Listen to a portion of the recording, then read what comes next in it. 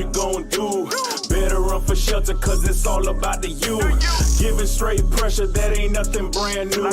Grinding for the prize, cause it's all about the you. One-on-one, we the hottest team under the sun. We bringing back that grit, things about to get lit. You know how we coming. Ain't no new discovery. Come across that middle, you gon' need a long recovery. They asking if the U is back. Now we back to work, state of Miami intact. Crystal ball is back. Green tree is rocking. Don't need no beat. When we run through that smoke, you gon' feel that defeat. Category 5, what you gon' do? Better run for shelter, cause it's all about the you. Giving straight pressure, that ain't nothing brand new. Grinding for the prize, cause it's all about the you. This ain't no fraternity, but we straight steppers. We bringing that heat, nobody doing it better. Your record got you flying high, make your wings stop, no lemon pepper. Orange and green is on top, the recruits know it's a new era. College game day, at the route we buy whatever. We a family, a real tribe, championship survive. You see the U on the helmet, you know the vibe. We stay swagged out, putting y'all to shame, no surprise. Category 5, what you gon' do? Better run for shelter, cause it's all about the you. Giving straight pressure, that ain't nothing brand new. Grinding for the prize, cause it's all about the you. Championships the motto. 83, 87, 89, 91, 2001. We about to get us another one. Let's have some fun.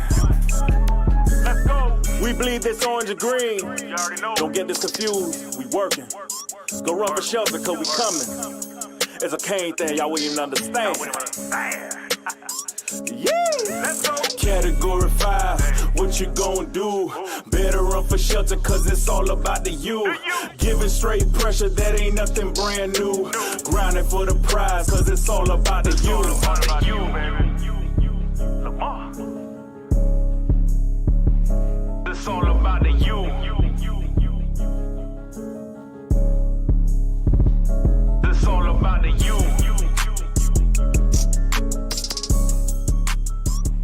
It's all about the you.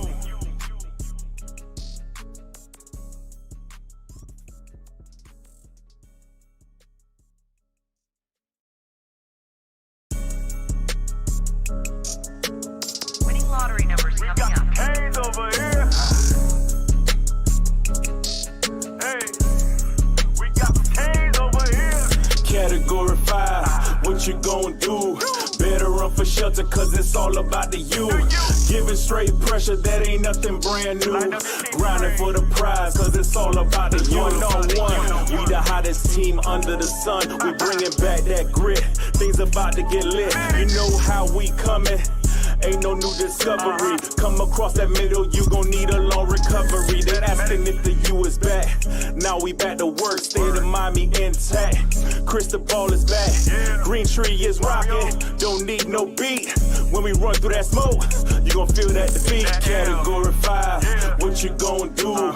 Better run for shelter, cause it's all about the you. Giving straight pressure, that ain't nothing brand new.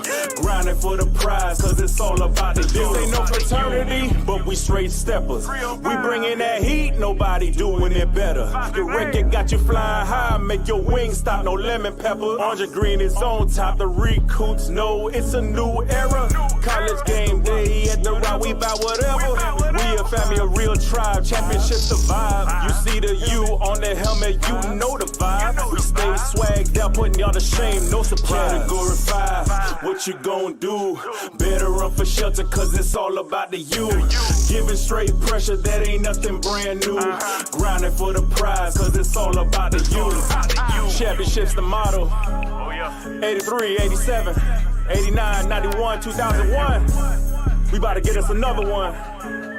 Let's have some fun. Let's go. We bleed this orange and green. You already know. Don't get this confused. We working. Go run for shelter, cause we coming.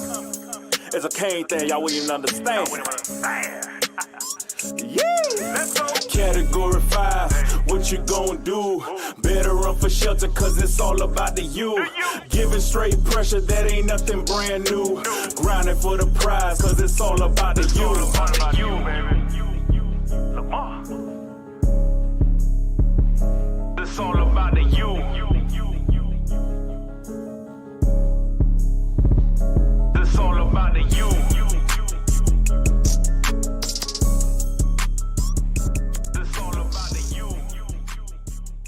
Yo, yo, yo. What's going on, Miami Hurricanes fans and my college football family? Canes fans, I would ask you how you're doing, ask you how you're feeling, but I think that I probably already know the answer.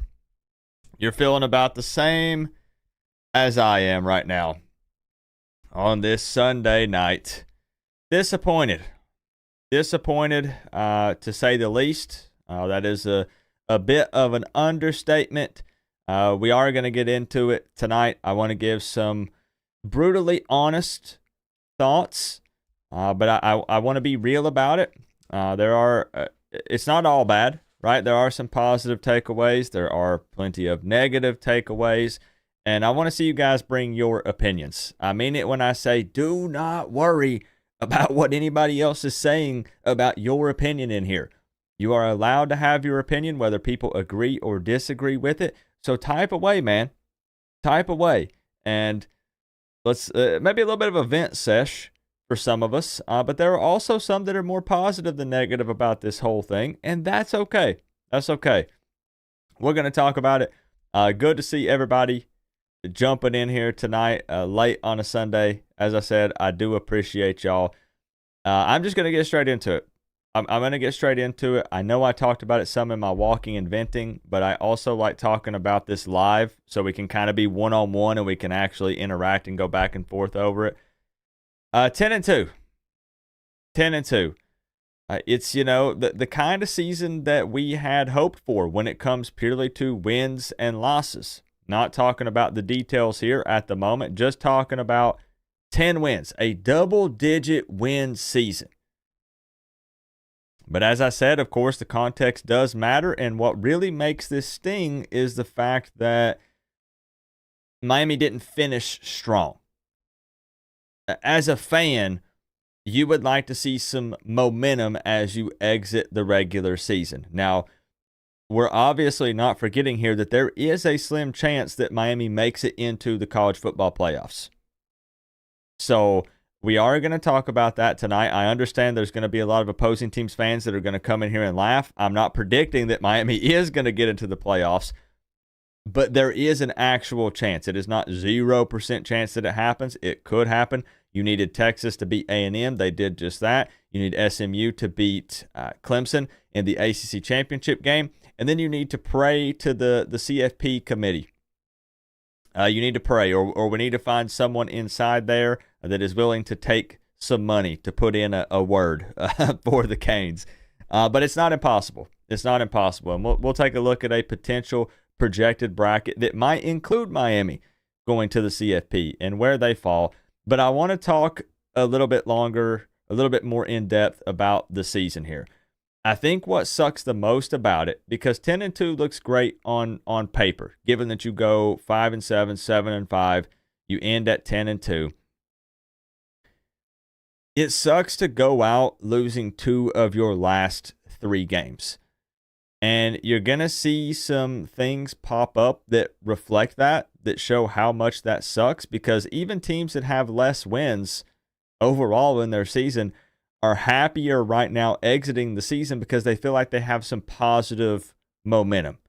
They have a lot of good things to hold on to closing out the season. And for Miami, with Miami not finishing strong, it feels more bad than good in a lot of ways. And it pours salt into the wound, honestly, when you have things coming up like this. Right? What hurt Miami the most this season? Defense. Right? Well, now here you have a lot of crystal balls and predictions coming in for late flips here with early signing day coming up, starting this Wednesday. And you have guys like 4-star safety Hilton Stubbs going from Miami to Florida. So how in the world do you lose a 4-star recruit when you won double-digit games? That was improvement. But on defense, a lot of guys look like they regressed. It was not a good look on the defensive side of the ball.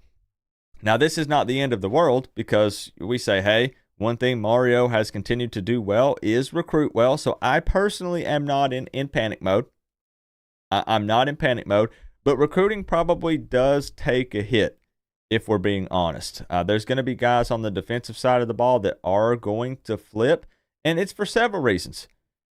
Again, really shaky on defense all season. And also if there are guys that, for instance, want to play for Lance Guidry. Yeah, I know right now a lot of us hate his guts, but if they wanted to, they don't know if he's going to be here or not. And if he leaves, does Shevis Jackson leave? Does Derek Nicholson leave? Like, what about the position coaches? Like, that room might get shaken up a bit. So with the question marks and with the issues that we saw on the defensive side of the ball this season, it makes 100% sense that some guys, even given the double-digit wins, the improvement going from 5 wins, 7 wins to then 10, say, you know what? I don't know if I want to be a part of this. There's too many question marks, and I understand. George Ortiz, thank you for the 5, my man. I'll sit you atop your throne here in just a moment. Thank you, bro.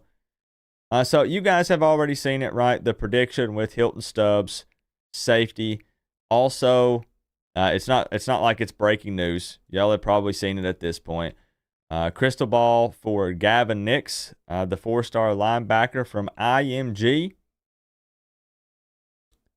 Potential flip to Oregon here. So again, a lot of the guys are going to be on the defensive side of the ball.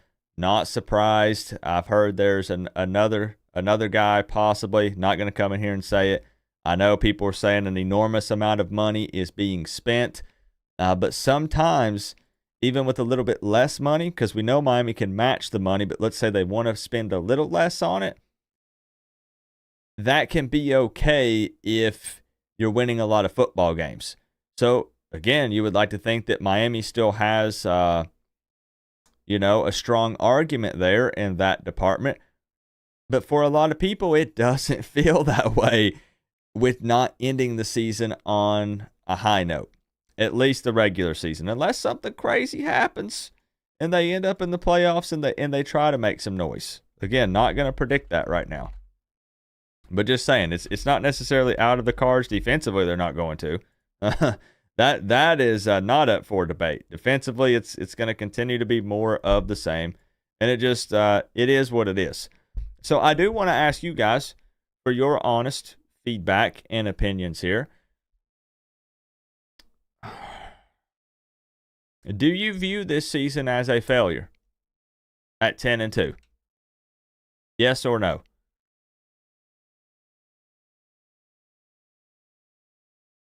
Yep. And I saw what you typed, MS. I saw your comments and stuff on the videos, and I appreciate that. I read all of them, man. I read all of them. And see, this is what's so interesting with this fan base is because we are all over the place. We are all over the place. All you have to do is look at the live chat. When I say, is this season a failure? Yes or no? Jenny says no. Inch Kane says yes, and everybody has different sets of expectations. I understand that. But just curious, just gauging the community, right? Yup says yes. Thomas says no. Leroy says yes. Steve says no. So see, it's all over the place. What makes it so tough again for me is just the way that they finished out. It is unbelievable to think that you can go 9-0 and then win 2 of your last 3 when that is against a depleted Georgia Tech team. I don't care about taking Georgia to 8 overtimes. And then a Syracuse team that's pretty darn one-dimensional, even though their strength really is difficult to overcome when the weakness is our defense and giving up explosive plays. But you are up 21-0. There is zero excuse to get away from the run game in that Syracuse game and do what Georgia Tech did to us, win the time of possession. And obviously, when it's not there, you have Cam Ward, he is capable of throwing the ball around. But that Syracuse game, man, just leaves a bad taste in everyone's mouth, and it's a horrible way to go out and end the regular season. So I am not going to come out and say that it's a failure, but I'll say what I said in my walking and venting. It feels like a waste. And it's tough to be super positive just because, hear me out, I don't feel like we have any momentum going out of the regular season. It feels like there's more negativity surrounding the program than positive things, even though it's the first, double-digit win season in like 8 years. But, strength of schedule maybe, all the issues on defense, and it starts to make it not feel as good. It feels kind of icky, and I'm just being honest. In the moment, I'm just talking about it. I don't want to shy away from it. I even had a couple people DM me, and they said, man, you can't be going on there and saying all these bad things and not being positive about it when Cristobal took this program to 10 wins this season. I can be critical. Yeah, I can. There's plenty of good to take away from it. Like I said, there is. So then the next question is this. I'm just going to ask it. Let's just be blunt. Let's get straight to the point. Do you want Lance Guidry fired? Yes or no? You have a voice here. Let's see. 10 wins against trash, 2 bad losses. Disappointing from Justin. M. Skywalker says fire Guidry. Do you want him fired, yes or no? This is what it takes to wear the U on the side of your helmet. Miami will continue to get shat on unless they leave the ACC. And go where, though? And go where? Brew, I appreciate the 10. I know you're hurting tonight, bro. I know you're hurting. Ohio State losing to Michigan. Like I said, at least Michigan has a cool name, the Wolverines. We lost to a fruit. We lost to a color. Man, you over here, you got Kyle McCord over here tweeting out saying, you're welcome, Clemson. You're welcome. I beat Miami for you so you could get in to get Dabo in the freaking ACC championship game with Cade Klubnik. Coop, I feel like I will never see a Miami title again in my lifetime. And yes, I want Guidry And gone. that brings up another good point, right, Sub-Zero? You have to remember that when you're telling Canes fans to chill, when there's the portion of the fan base that is freaking out right now, that is losing their minds, you have to remember something. We out of CFP. We'll talk about it, Flick Shorts. Hold on. Thank you for the 2, Sub-Zero. Thank you for the 5. You have to remember that there are actually people that are concerned about never seeing another national title in their life. Never seeing another ACC championship game appearance in their life. And that's kind of scary because Miami is not consistently there. And they feel like, hey, every game was close. If they lose 3 to 4 games, he would have been gone mid-season. They feel like there's a reason to kind of be concerned and focus on some of the negative things because they want to see one more. They want to see one more. And it feels like we can't even sniff an ACC championship, let alone a national title.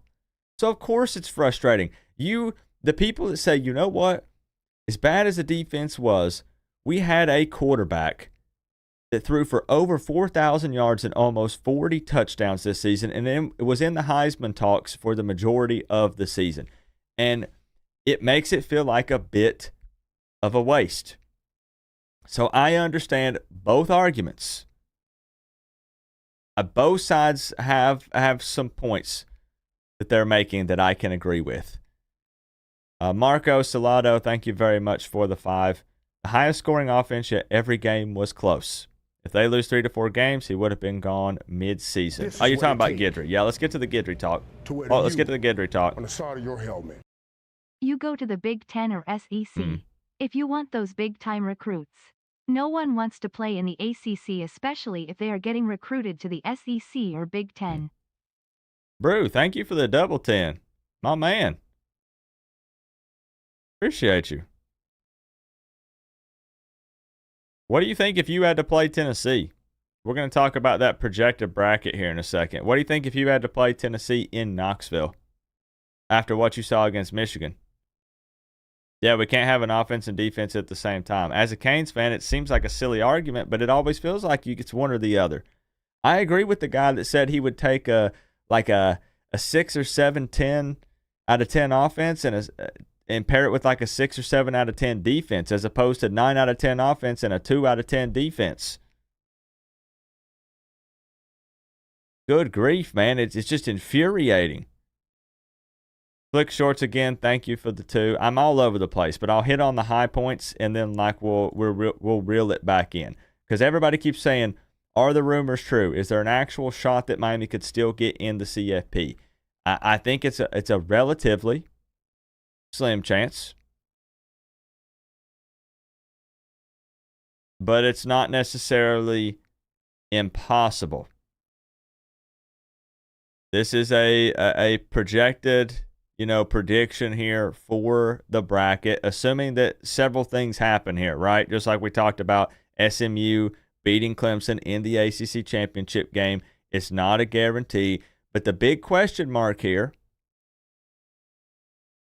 is what happens with the 3-loss SEC teams. And let me back up. How many of y'all, did anybody say that they don't want Guidry fired?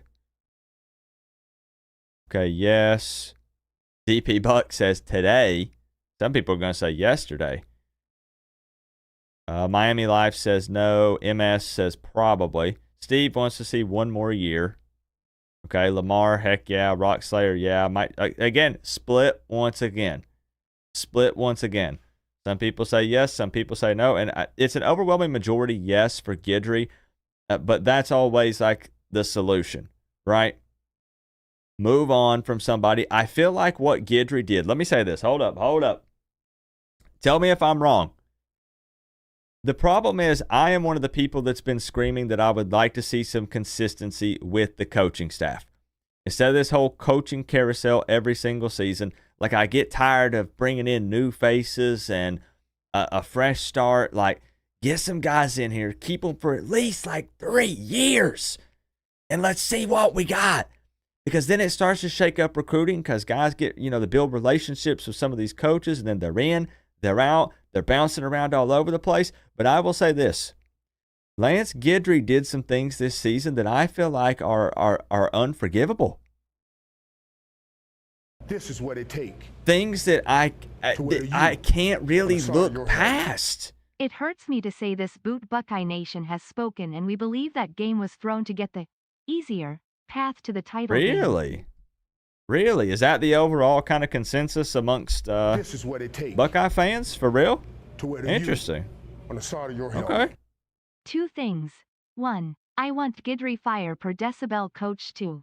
I miss the Big East. You want Guidry fired and the DB coach. So you want Chevis Jackson gone and Guidry gone. If Guidry leaves Chevis or is fired, Chevis Jackson will probably be gone as well. Thank you. M Skywalker 07 for the 5. Brew chiming in there with some Ohio State knowledge. Appreciate y'all.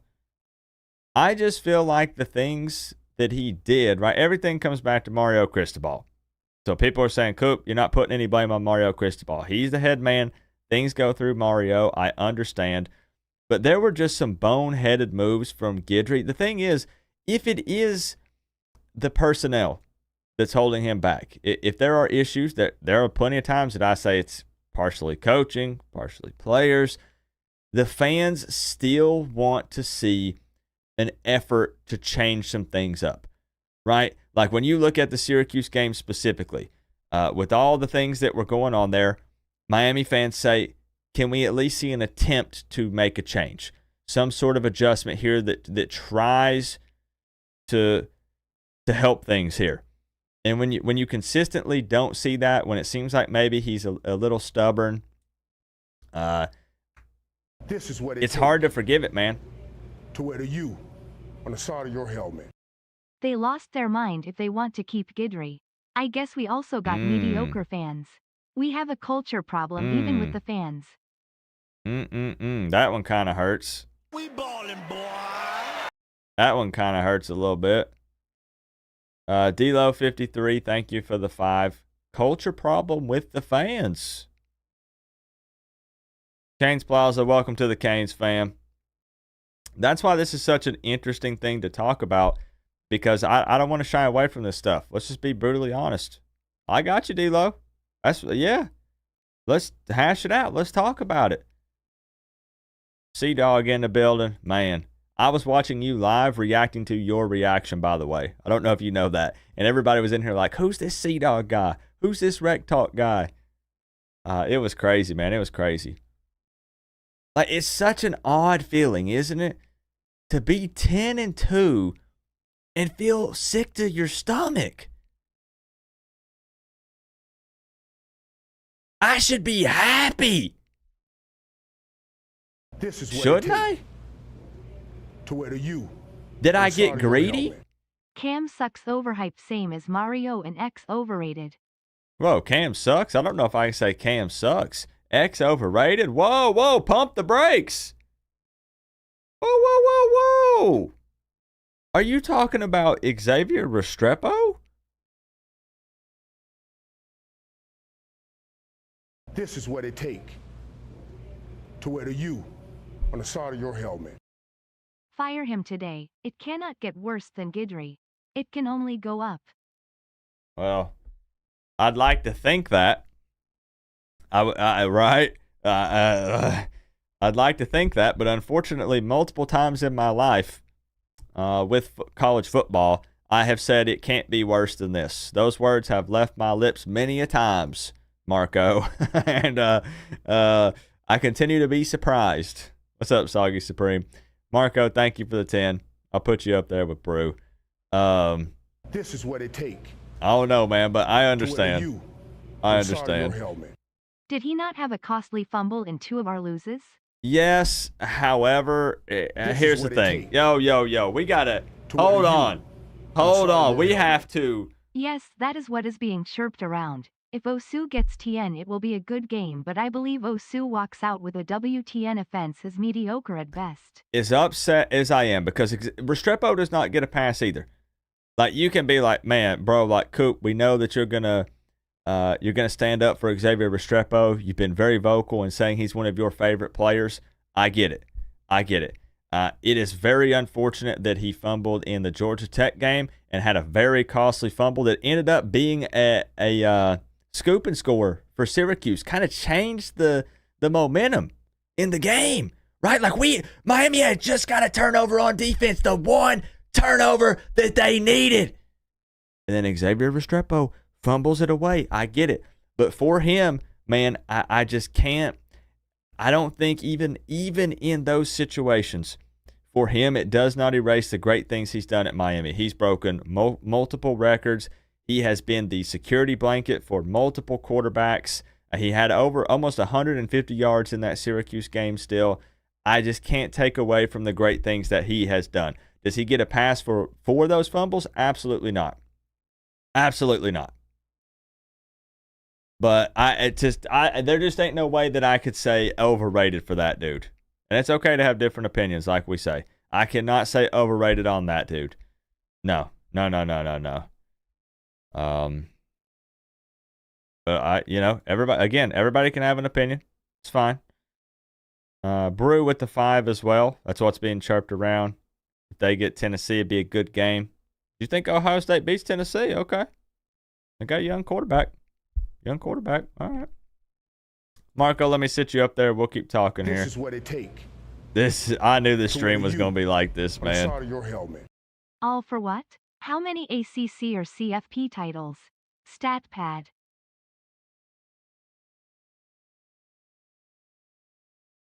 I don't know if I can see eye to eye on this one, Flicks. I don't know.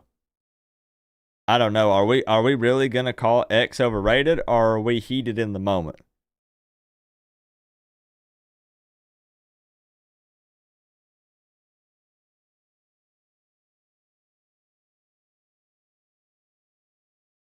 This is a vent session. It's fine. I just don't I can't get with that, bro. I can't.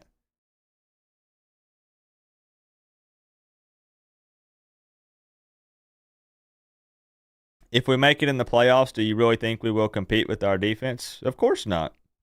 No, that defense is not going to compete with anybody. Absolutely not.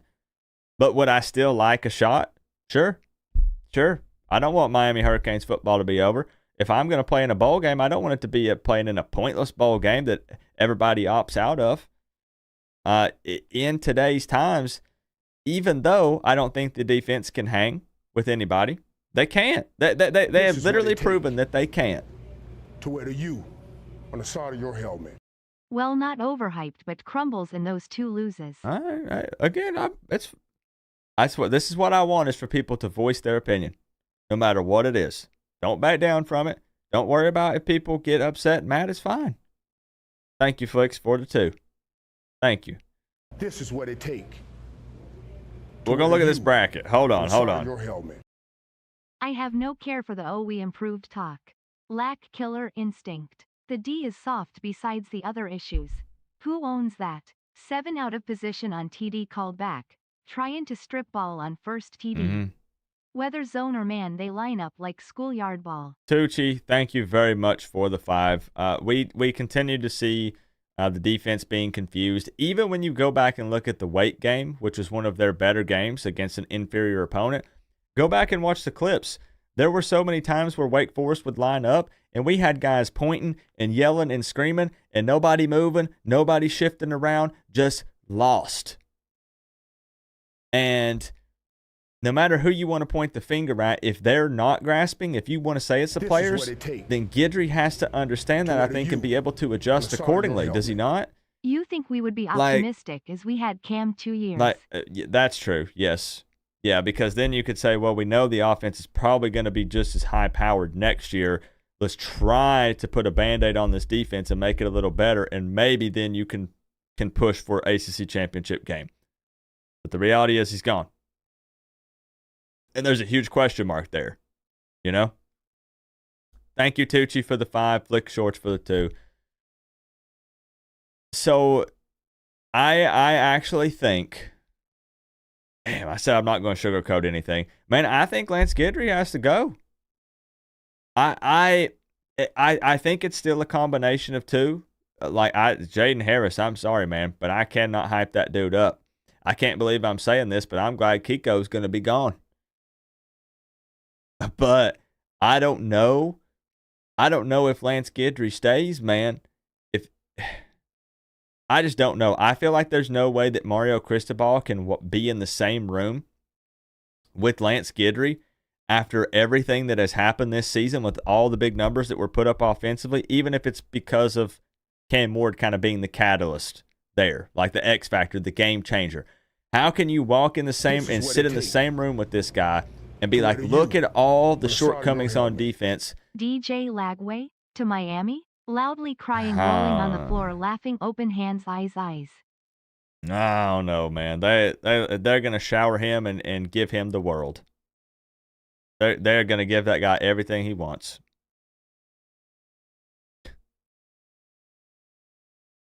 So I'm starting to get to a point to where I'm backpedaling on my initial thoughts, which was keep these guys at least 3 seasons so we can get a feel for it. And I'm starting to get to the point now to where I'm like, no, Guidry might have to go.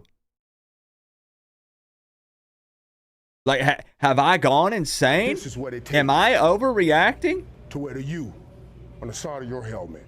For me, the season was a waste, therefore a failure. That's fair. Because waste is 100% accurate. It feels like a waste. Yes, unless they sneak into the CFP and a Christmas miracle happens. This is what it takes. Which we're still going to talk about. To wear the U on the side of your helmet.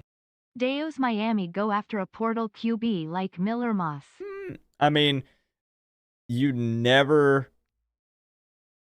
remove that as an option, I think, right? In today's times, right, Marco? If someone is a fit, then it is always a possibility. Always.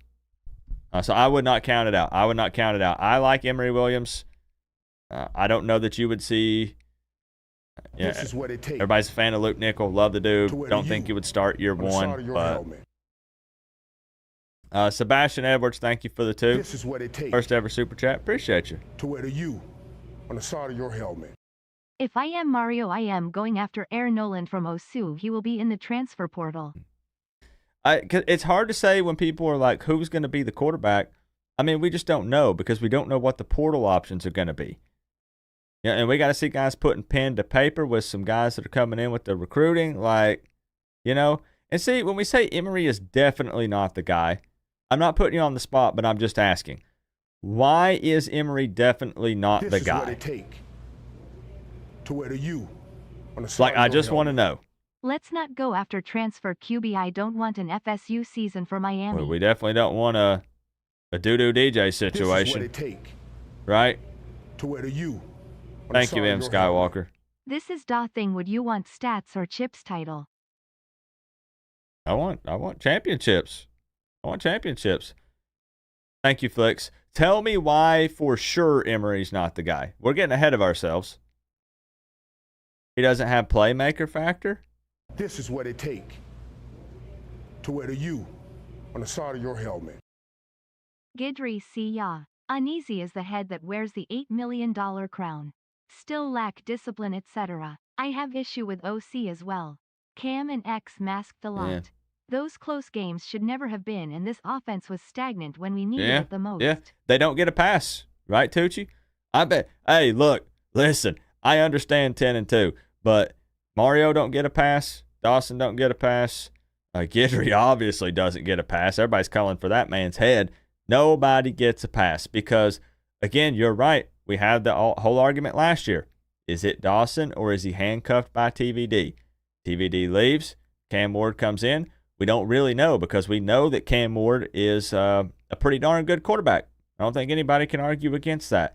So then when Cam leaves, does Miami hit rock bottom on the offensive side of the ball? Like, what happens there? That's a lot of what ifs. It's just interesting because I actually thought more people would be hype about Emery, but I think that maybe Cam Ward being so electric kind of makes everyone else currently on the roster just not look good enough. Like, it feels like anything other than Cam Ward is a downgrade. Is that fair to say? Given who's on the roster, not talking about portal options. Him compared to anyone else on the roster looks like a downgrade no matter what. As you said, we had a small sample size of Emery. He beats Clemson, something Miami hadn't done in a long time. He almost comes back against Florida State and tries to tie it up, or maybe even win the game. Who knows? But then when you compare like Emery to Cam, or I don't know, Reese to Cam, we don't know about Judd. We don't know about a freshman coming in. It makes them look not as crazy, not as flashy. That's fine. People say fire Cristobal. There are people, and we know it ain't going to happen, but they're allowed to have that opinion, right? We'll see, Cody. We'll see. Not as dynamic. Okay, that's fair. That's fair. They're not going to be. I mean, you're right. They're not. They are not Cam Ward. They're not.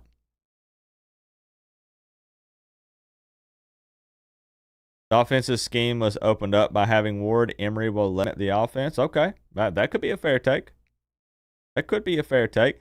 Now, I think there are situations where you can bring in a guy. Look at some of these teams.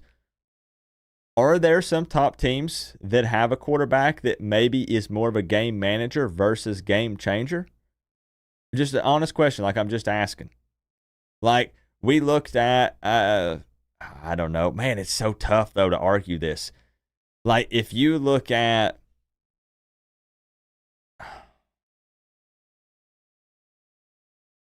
I want to go down this path, man.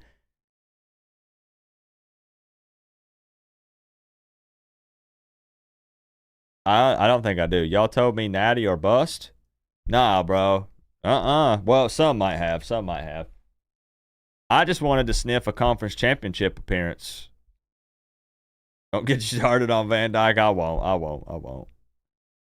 We need a dual threat QB due to the fact that the defense is trash. We need to run pro style. It's just, this whole stream feels like a fever dream.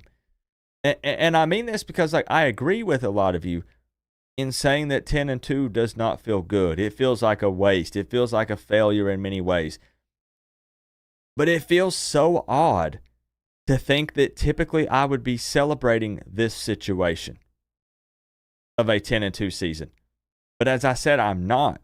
I don't feel content. I don't feel good about it. I don't know. I don't understand my feelings right now.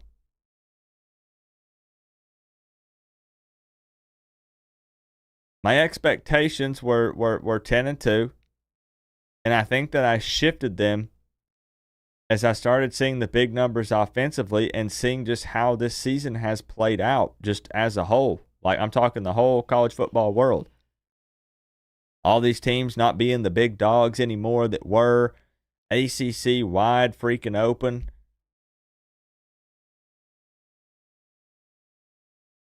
So people were asking, right? People were saying, is Miami for sure out of it? Believe it or not, they are not for sure out of it. They're not for sure out of it, but it's going to take a lot of help and a lot of praying.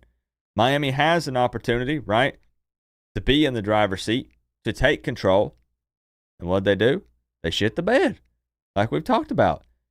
But if SMU beats Clemson and the committee decides that they want to put in a 2-loss ACC team over multiple 3-loss SEC teams, like, how do they decide? Okay, I saw you guys arguing at the beginning. Bama, South Carolina, or Ole Miss. Now, look, I'm not really worried about the rankings right now. Let's see the rankings, the CFP rankings on Tuesday, and then let's see the rankings next Sunday after the conference championships. That's what I want to see. But this is the bracket. The reason I'm even showing this is because this is the bracket that's floating around social media that a lot of people have put out. Miami playing Notre Dame in the first round. If they decide that they would put in Miami over a Bama or South Carolina, or maybe you even want to push Ole Miss. I don't know. Yeah, I saw a lot of people saying Miami is going to not win the conference championship, but they are not even make an appearance, but then they're going to win a national championship. I am just going to come on here and say there's no way I think Miami is capable of winning a natty. I know that I say you don't want to say never, but that defense is not going to hold up against some of what's considered to be the best teams in the country. Would I be mad if they put Miami in it? Of course not. It's more Miami Hurricanes football. There is a counter argument with some people saying, and I get your point. I see some people saying, I don't want the embarrassment.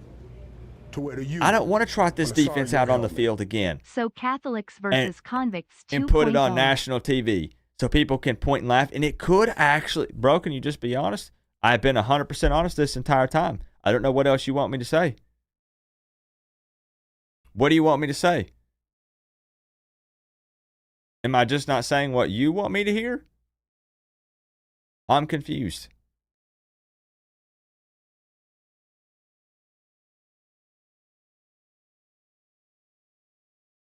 Thank you, M. Skywalker, for the 2. Hold on, I'm waiting. I want to know what I'm not being honest about. So I'm not going to predict that. I don't know if it actually happens. I would take it over not being in it. Do I think Miami deserves to be in it? Not really. Not with how they played defensively. Not with some of the issues that we've seen with the team. But I don't make the decisions, and if they put Miami in it, then they put them in it. And I'll be there to support. We'll watch it. Obviously, it would be very tough. It would be an uphill battle. And it is what it is, but I would rather have a chance than not at all, if that makes sense. We deserve a bowl game. That's it. Well, that's fine. I just said I'm not saying that Miami deserves to be in this. No. When we're talking about deserving to be in it, no. No. Miami was in the driver's seat, and I just said it. They shit the bed. I was the one. Here's what you got to understand, Elvis. I was one of the ones standing in the paint saying that it's ridiculous that fans were trying to spin it and say that Miami needed to lose to Georgia Tech. This is what it takes. I said that's ridiculous. You coached to win the game. You play to win the game. You didn't need to lose. Hey, Co-op, if we get in and win a playoff game, would you forgive the ACC championship miss? No. I'll still be like, yo, we did it. Let's go. We won a playoff game. But you still should. Bro, we are letting a newcomer to the ACC play in the title game before we went back to it. With the schedule that we had,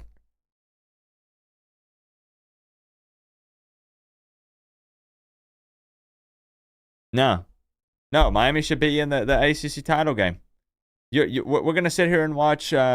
What's his name? Kevin Jennings and Cade Klubnik.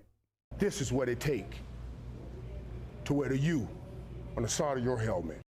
We will know Tuesday night. If Miami is behind Bama, they are out. Same way if it's flop. Yeah, that's going to be interesting with the placement with that. That's a good point, K-Stark. Thank you for the 5, my man. That's true. That's true. That's pretty telling, right? It tells us what do they think about Bama. Okay. Yeah, that's fair. Yeah, and that's a great question. So are you guys afraid of being 63-3? I think that is the concern amongst a lot of Canes fans, but just don't want to word it that way or say it out loud, right? So there is a portion of Canes fans, and understandably so, that say, given what's happened and the way this defense has played, they don't want to go be put on national TV in the playoffs for all to see when they already ended on a negative note, really don't have momentum exiting the regular season, to then say, you know what, we scraped by somehow, they blessed us, the logo carries weight, that they put us in the playoffs just to get demolished. Because that's very demoralizing. And could make it an even worse look, as opposed to, hey, well, at least they gave us a shot. But then, I can't speak for everyone. I'm just saying. What's up, Duck? Now 63-3. This is what it takes. Obviously, the offense is going to put up more points. Miami's going to get in the end zone.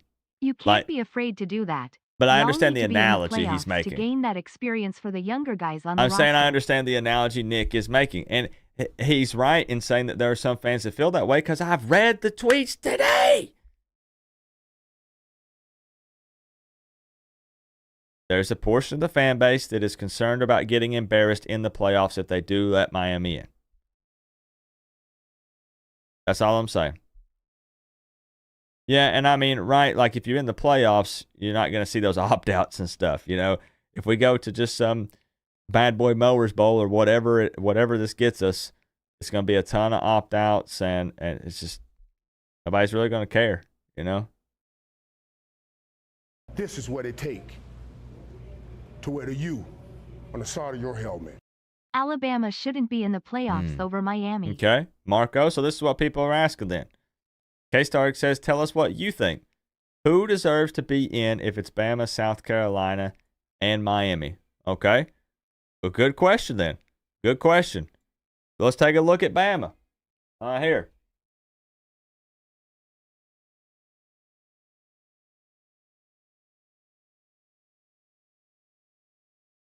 Let's take a look at Bama. Let's look for quality wins or bad losses here. So they beat Georgia. They lost to Vandy. They lost to Tennessee. They beat a ranked Mizzou team. They beat a ranked LSU team at the time. And they beat Auburn. And Auburn, as we know, beat Texas A&M, who did lose to Texas, but not by a whole lot. Here's the thing. Bama has Vandy is unranked loss. Oklahoma was unranked loss. Don't let me forget that, and bad loss at that, 24-3. And Tennessee was a ranked loss. In my opinion, it depends on how much you put into. Like, the reality is Miami lost 2 games. Right? Miami lost 2 games, and you're going to argue quality of the opponent, but some will also argue the opposite. They'll say Syracuse might end up being ranked. Some will say Georgia Tech took Georgia to 8 overtimes. And Miami lost by a combined total of 9 points to those 2 teams. When, I know, SEC, Well, I mean, Bama crapped the bed against Oklahoma and lost 24-3. And again, you had the loss to an unranked Vandy. And then you drop a third loss, which means you might say they're more quality losses. That's 3 losses over 2. So how does this thing, what do you put more weight into?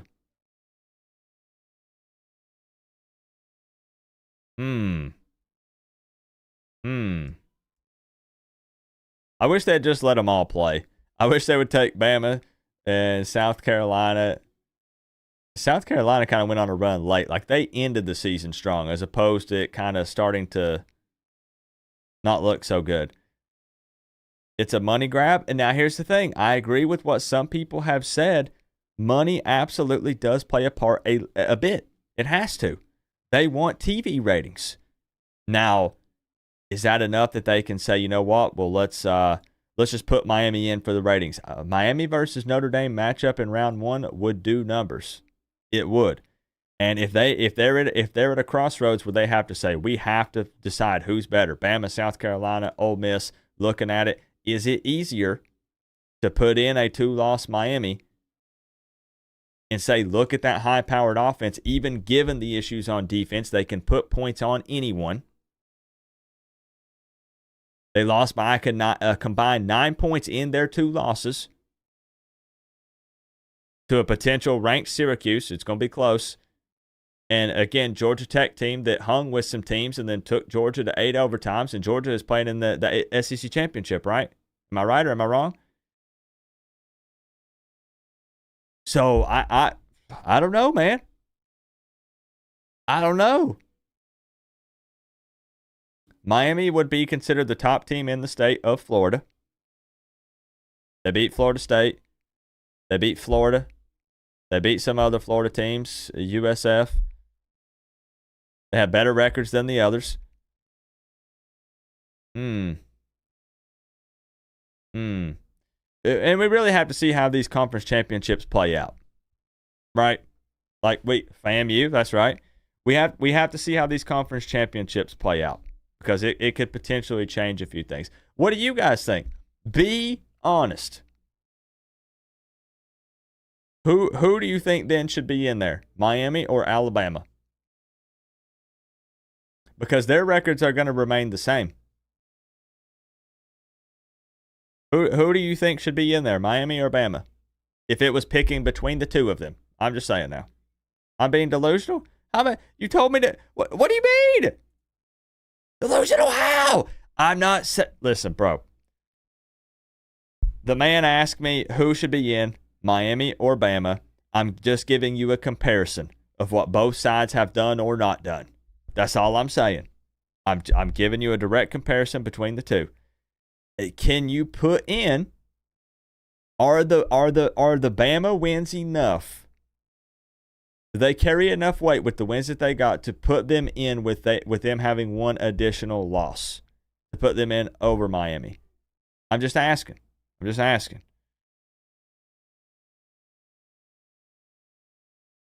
Because obviously we're all over the place with this too. Straight Street 6 says no. No 3-loss team should be in. That's kind of a weird thing, isn't it? To put in a 3-loss, even with the expanded playoffs, a 3-loss team?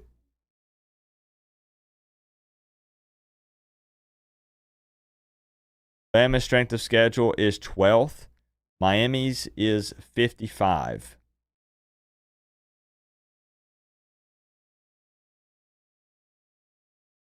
Sage says Miami. This is what it take to wear the U on the side of your Bama, helmet. Miami. Canes deserve Miami. nothing. Cam deserves a chance. Interesting. Duck, thank you for the 2. He says Canes deserve nothing. Cam deserves a chance. I'm not saying that they deserve it. Guidry don't deserve to be there. He should coach it from home.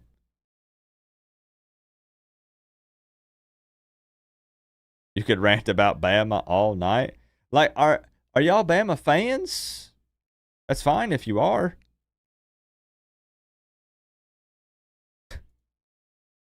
They'll take the U over 9-3 Bama.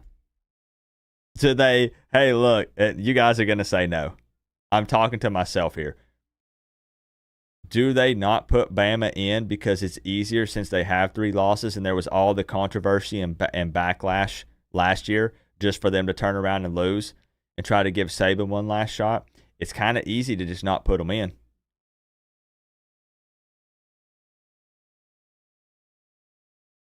Am I overthinking it? Or are they still slurping on Bama? This is what it takes to wear the U on the side of your helmet. Miami in, Alabama run is done. Watching them play is pretty boring this year. The TV ratings is what's going to make everyone money man Because, light skin right, tone, but who they knows? knew last year they were going to get pushback. Even with Jordan Travis going down, they knew they were going to get pushback for not putting Florida State in, a team that won their conference championship, and you put in Alabama. This season, we can sit here and break down quality wins and losses and those things, but the easier path potentially, I'm not saying this, I'm just putting some things out there, some thoughts. A potential easier thought process with less pushback is to put in a team that has lost less games and a team that will also do ratings. People would absolutely tune into, like I said, a Miami Notre Dame, even with that piss poor defense. I'm just asking. I'm throwing things out there to see how you guys feel. See? And some people say they don't care about it. Some people say that's correct. We don't make the decision, so more people would tune into Bama versus Notre Dame. I don't believe that. Nah. I think they nah. No, This is do what you it know the takes history with Miami and to wear Notre the U Dame? on the side of your helmet. Miami BC Cam is a story I mean, I that guess they there's want some in Bama college stuff from too a there. 0-star to a bona fide Heisman contender, and Bama doesn't have Saban. Thank you, M. Skywalker, for the 5.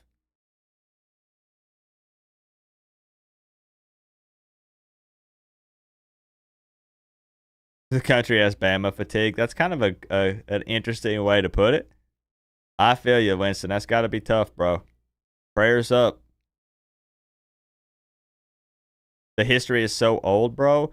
But see, last time they made a trip to Hard Rock, they got demolished. So they could kind of pitch it as the Catholics versus convicts thing again, and Notre Dame's chance at redemption, but this time in the playoffs. I don't know, man. I don't know. Maybe the people are sick of Bama. I think that does, like, it can't play a very large role if it's super obvious. Like, for example, this extreme scenario. They're not going to put in like a 5-loss team over a 2-loss team because it would do better ratings. Something like that, right? But I'm talking about when it's close. There is potential that it could maybe play a little bit of a part. That's all I'm saying. That's all I'm saying. But not in any way say Miami deserves to get in. We've talked about the issues and stuff. I'm sitting here going live talking about how I'm pissed that we only won 10 because the Georgia Tech game should have been a win over a depleted Tech squad with a one-armed quarterback and a running back that goes down in the first quarter. No reason to lose to Syracuse when you go up 21-0. What's up, Alex? This is what it takes to wear the U. Well, y'all are passionate about this. I like it. Catholics versus convicts plus Cam Ward for Heisman. This is what it I think takes that ship has sailed, but to wear the U on the side of your thank you, helmet. Glenn, for the 2. SEC has better ratings than ACC.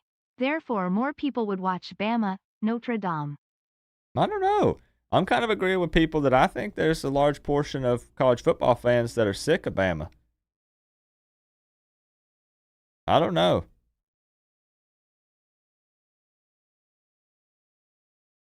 Thank you, Trey, for the 5. First ever super chat. Appreciate you. Do you honestly want to get in and be embarrassed even more? I think I would still take a shot at it because the alternative is also a meaningless bowl game where half the team's going to opt out and Miami's going to get embarrassed anyways. So with the offense at least trying to give us a shot with Cam Ward, I'll take a shot at maybe hoping that first round team has an off day.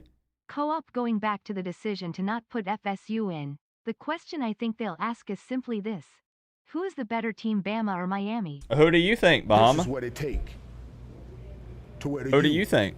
on the side of your Thank you for the 305. If SMU wins, are we in? Will it boost our players? It's not a guarantee. It's not a guarantee. It just, if SMU does not win, This is what it like take that's it. to wear the That's U it. on the side of your helmet. Thank you, Flix. Money talks. SEC will do anything to put in Bama. This is what it take to wear the U on the side of your helmet. I can see it now. Miami versus OSU Natty. The game that no one thought would happen. Oh is no, what it man. To wear the Brew, U thank you for the on the side of 5. your helmet. Co-op, I lost a street basketball game. I was up 8-0 and lost 11-10. 3-3 my teammates missed 3. Foot jumpers 3-3. Gonna have to get new teammates, George.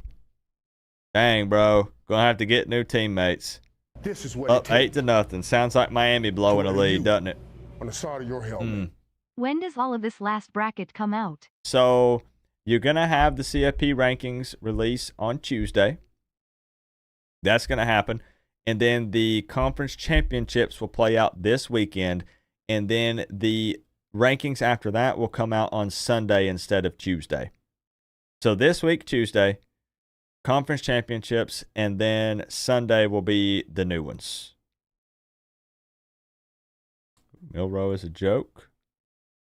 I would take a shot at it. I would be open to them having a chance and hope that the offense can hit that 40, 50 plus mark against whoever they're playing. And again, hoping that the defense can do just enough, just like we've talked about all season. Is there a chance that Miami would get there and just get completely embarrassed on national TV and everyone points and laughs? Of course. Of course there's a chance that happens. But either way, right now, I'm going out feeling like there's no momentum and it's a lot of negativity.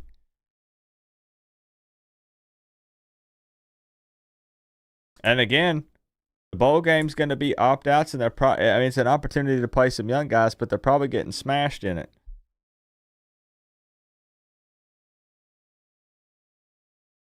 So we'll see. Can't be afraid to fail. But it's a huge argument, right? We could go back and forth all day. I can give you reasons why. I can give you reasons why it should be Bama. I can give you reasons why it should be Miami. Man, can we be honest? We can beat Boise and Bama. You're confusing me a little bit, Flix. Thank you for the 2. Miami would most likely play Notre Dame at their place in freezing temps. We would get crushed, I think. You opening up the phone lines? I thought about it. If people want to do it.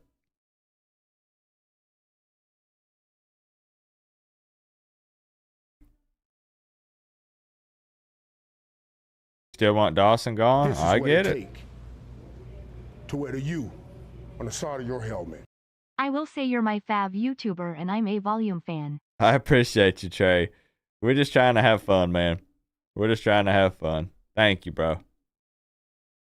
And Vols, man. I'll be watching them. Our run game and O-line would travel well. True. True, if they'll just actually use it. If they'll use it.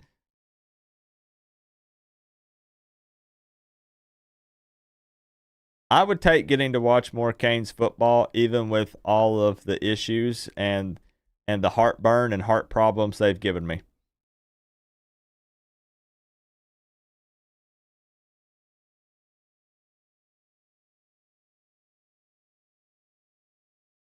I guess we could open it up and just talk about your guys' actual reactions and thoughts on the season. I've got schedules up and ready to look at. We can look at Miami, South Carolina, Alabama, Ole Miss, any of them. Stats for Miami so far this season. We're ready to rock.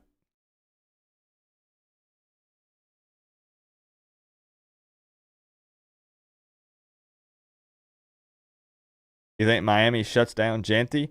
I don't know how they... Man, I don't know, man. I don't know about that.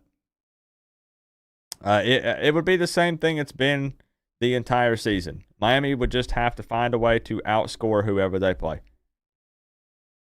Simple as that. Yep. They just have to outscore whoever it is. It might have been Tropical. Might have been. I don't think that Miami would be able to stop Genty, though. No. I don't think so. We can't tackle, man. There's so much confusion on defense. We just have to outscore them. Very optimistic. I'm not feeling great. No. Sure ain't. Maybe I'm sending mixed signals. All I'm saying is I would take a chance at Miami outscoring someone or the opponent having a bad day as opposed to having no shot at all. That's all I'm saying. Not saying Miami... I don't think Miami can win a national championship. I said that when Miami was 4-0, 5-0, 6-0, 7-0, 8-0, 9-0. I'm saying it now, even if they sneak into the playoffs.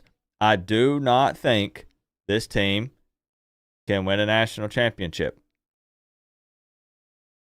You're all over the place. Well, I got a lot of mixed feelings right now. We ballin', boy. Moonlight Meat with the 49 months. Gonna be 100. 10-2 feels like 8-4.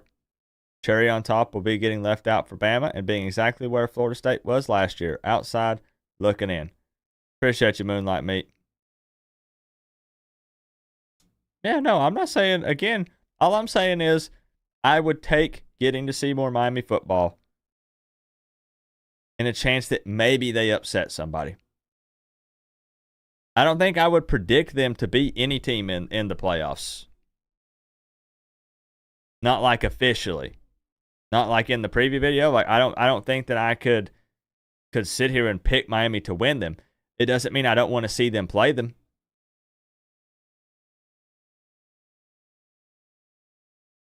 Yeah. Absolutely. They do. Yep. Thank you, Rage Butt Plug. Thank you. Thank you. We can open up the phone lines for a minute. Yeah. We can open it up if that's, like I said, if that's what people want. I've kind of spoke my piece. I'm to the point to where I think that it's not really possible to forgive Guidry. Even though there are some players that, even if you want to say it's on Guidry for their regression, there were some players that might have made his job a little extra difficult. But he did some things that are straight up unforgivable. 10-2 is positive progress, purely speaking, wins and losses. That's facts. You can't push back on that. That is positive progress when purely talking wins. But does it feel good? Not really. Again, going 9-0, losing 2 of the last 3 does not feel great. It stings to go out without really any momentum here in the regular season. It feels dirty. And it's the icing on the cake to see some potential flips with defensive recruits after everything we saw from the defense. So am I happy with 10-2? No, it feels like a waste. It feels like a waste. I really don't feel great. And it's unbelievable and unacceptable to have, I mean, SMU was in it regardless, right? So it was SMU and then either Miami or Clemson. But you're telling me that a newcomer here coming into the conference is coming in here and representing the ACC? Yeah, no disrespect to them. We're familiar with Lashley. I see what he's doing offensively over there. But he took a bunch of Miami players that we said, you're not good enough, and he turned them into superstars. He's in the conference championship. And we're over here giving Mario a 10-year contract and $8 million a year. And in year 3, we still can't get there. With this schedule? This is what it takes. That is a problem. That's a problem, is it not? LDMU my hash. That's a problem. This is what it takes to wear the U on the side of your helmet. Purdue just fired their HC face And with open eyes and hand over mouth. I'm allowed to be mad over that.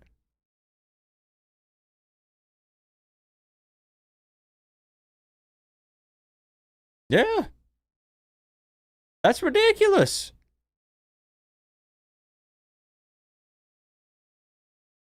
When I lean into that side of it, I'm like, what is going on? Bringing in these top 5, top 10 recruiting classes, spending goodness knows how many millions of dollars on this roster. And we let SMU get in there. We let Clemson get in there with Cade freaking Klubnik. I can't wrap my head around it.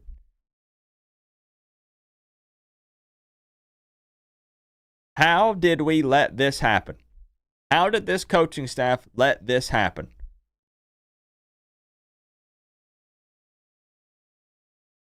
It's unbelievable. Yes, exactly. Exactly. Cade is good. I don't want to hear it. We technically have the number 1 quarterback in the country.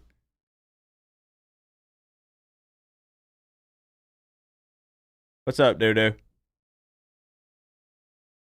But that's what I'm saying, Elvis. My feelings are all over the place. When people are like, Coop, get it together, I'm all over the place. I don't know how to feel. Like, damn, man, we talk about context, but do you know how many teams would kill to go 10-2? So I try to step back and I'm like, well, is it really that bad? And then I start listing things, and I think about me sitting in here in this room on Saturday watching SMU kick it off against Clemson in Bank of America Stadium, and I sit here and I say, that should be us. I don't know. Sometimes I don't think that people, though, I'm not truly only trying to be negative, but this is going to be super negative. So hold on. Do you know how difficult it can be to even have a shot at a conference championship or the playoffs? And do you know how quickly it can fall back into only winning 7, 8, or 9? I'm not even talking about just for Miami, but for any team. So you have a right to be very upset when it was right there. And they could not make it happen, and they couldn't get it done because right there was your opportunity. We don't know when it will happen again, if ever. That sounds extreme, but it's the reality. It's the truth for every college football team out there. And it's a big reason why, just like, hey, I'm going to say, Florida State fans were livid last year because, look, they had what they thought was going to be their shot. You win the conference, here we go. Yo, we got a chance. And now look at them. Now look at them.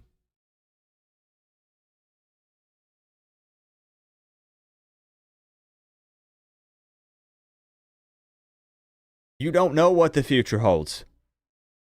All we can really fully look at and control is right now, and it was right there. And they still couldn't do it.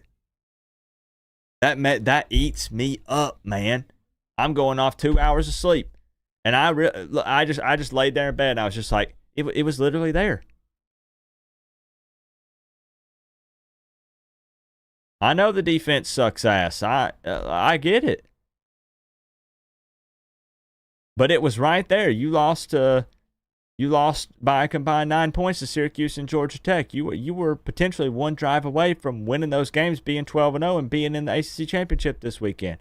Will we get a shot at that again? I don't know. I'll never know. Man, and one day, y'all, hopefully you'll get up there and be as old as me. I'm 35. Man, they ain't won shit since I've been watching Miami. I started watching in after the 01 championship and really started watching the Canes in 08. They've not won anything. So if it was 20 years, if it's 20 more years again before they win something, I'm 60-something years old. I'm watching the game with my dang walker. I'm trying to go to the fridge to get a refill on my sweet tea, and I missed the whole third quarter because I'm having to use my walker trying to get back to the recliner, and it takes me 20 damn minutes to get there. I'd like to win something that means something now. There's no guarantees with any of this.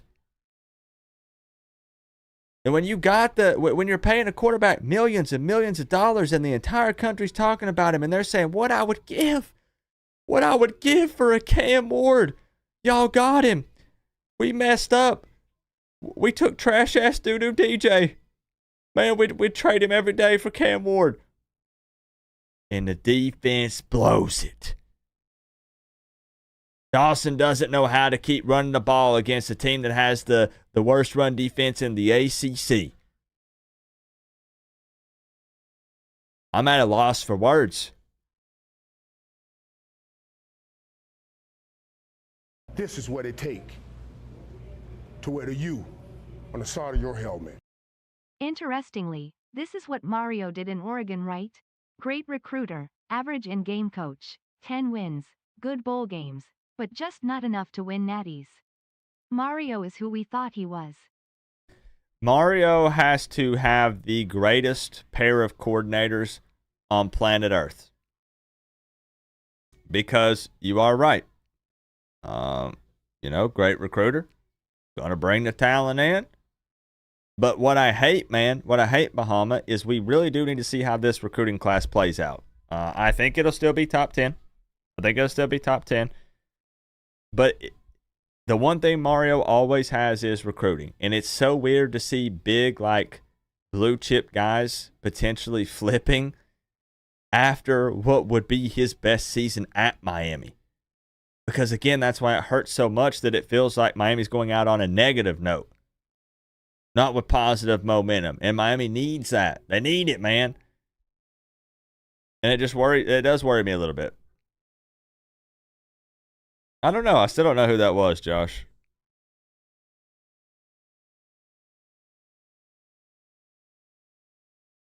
I mean, look, in the Syracuse game, bro, Martinez only had 10 carries. Why? 10 carries for 84 yards. That's 8.4 yards per carry plus a touchdown.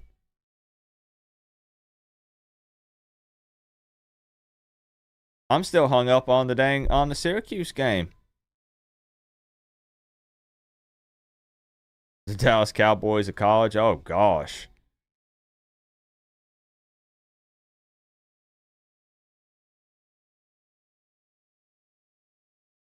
It's just infuriating, man.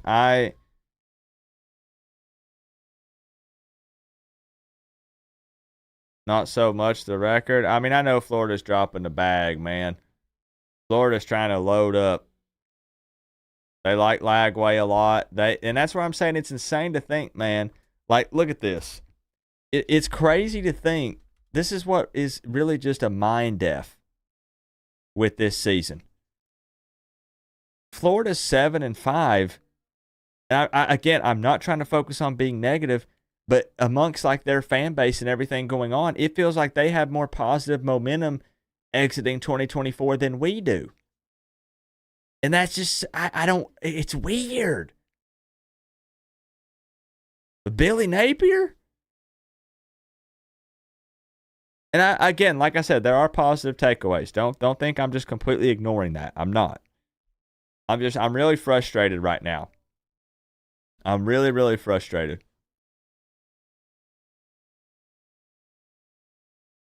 They're stuck with Napier, though? I mean, yeah, they are. Because they said they would win 2 or 3 games. But they're ready, man. People are spending money. Instead of, a lot of times you see when teams are winning 6, 7 games, people start backing off. They're bringing in dump truck loads of money. I don't think Napier's a good coach. I clown that dude all the time. Heck no.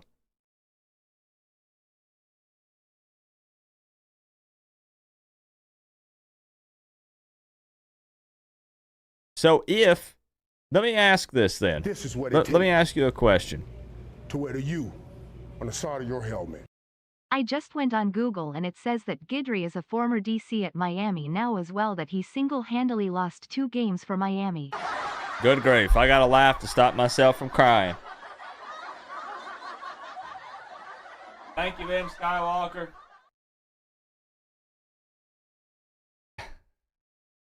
So given what you guys are telling me, the majority, this is where we'll see.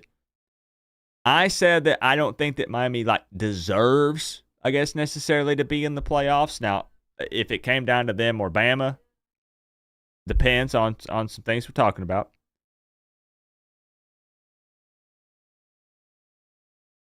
I'm not asking you if you think Miami deserves to be in the playoffs.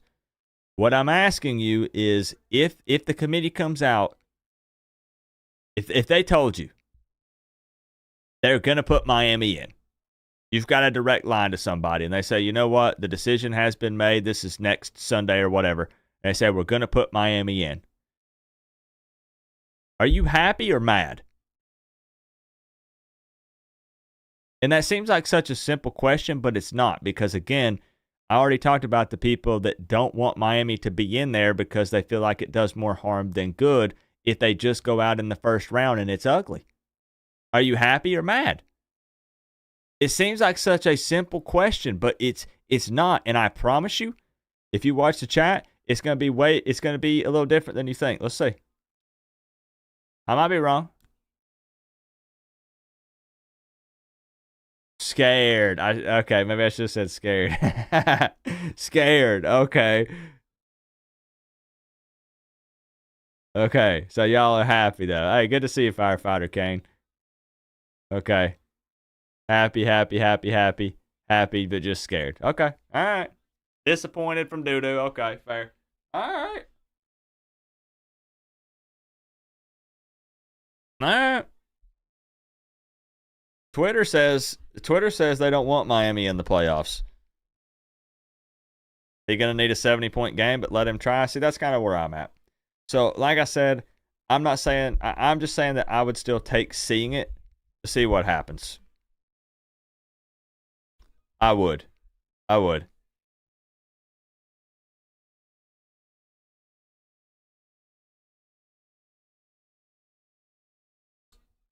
I appreciate you, Durr. I appreciate you. I feel like I've suffered a lot of pain and suffering, and I picked a team that just pours salt in the wounds. This is what it takes to wear the U on the side of your helmet. Did they fire Guidry? It doesn't show him as a present DC coach anymore. Nah, man. I think people are trying to. Anyone can edit a wiki, so don't look too much into that if that's what you're referring to. I don't think. The thing is, this is just my opinion. I could be dead wrong on this. Since there is a shot that the playoffs could happen, because it's not impossible, I don't think Mario would fire him before that. This might be a controversial take, but this is not completely on the defense. No, you're right. We were up 21-0 and the offense couldn't keep scoring to keep her led either. This is on the entire team. No, you're right. You're right. It's not just the defense. I mean, you're right. And I saw you talk about that, Nick, in the comment section. So y'all think I don't read the comments. I read all of them. I saw you saying, hey, 21-0. You got to be able to keep scoring points. You got to keep it up. And they couldn't. They couldn't keep it up. Here is a question not calling for the crown, but what Power 4 team hires him if he was available and gives him $8 million? He has to override Dawson, so they do not have time to put up the points they did. OC getting overlooked. No, fair. Just more venting. Fair, Tucci. I should have titled this Canes fan vent sesh. This is a chance for us to get on here. Oh, I'm not scared though. No. Scared, no. Worried, concerned maybe. Scared, no. Tucci, thank you for the 5. My thing is, I don't think, because then what do? Even though the defense has struggled, hear me out. You're going to tell me I'm crazy. As bad as the defense has been, do you take the guy that runs the defense? That let's say a miracle happens, and they say Canes are in, let's go. They're in the playoffs, and then you fire your defensive coordinator. Look, listen, you have to understand what I'm saying. I'm not saying he doesn't deserve to be fired. I'm not saying he's done anything good. But I'm saying that you would not then turn around and try to promote someone to call the plays on defense right when you just got into the playoffs. It mixes things up too much. It causes too many issues. If he's gonna fire Guidry, it's gonna happen. If it were just a regular bowl game, whatever it is, OnlyFans Bowl, Bad Boy Mowers Bowl, whatever it is, I still think he would wait till after, but you could see it happen before then. Because we talk about opt-outs and just playing young guys, you have to think about what makes sense. If you're about to go to a playoff game, you don't can a coordinator, no matter how good or bad they've been, because you have to then promote someone else up there to be someone to call the plays, and it just doesn't work. You just don't do that. Yeah. No, I agree. Yes. No, we talked about it, Jake. We talked about it. We looked at Stubbs. We looked at Gavin Nix. They're concerned possibly about, some of the regression they saw on defense and not knowing if he's even going to be there or not. They don't know who their coach would be, so they don't want to stay committed to the team that they don't know if that DC is going to be there or not. Did they really update it to that? Y'all are the best, man. Hold on. Did they really update it to that? No shot. Are we being for where? Link me. Link me where? Because I need to see this. On Wiki? Where does it say that?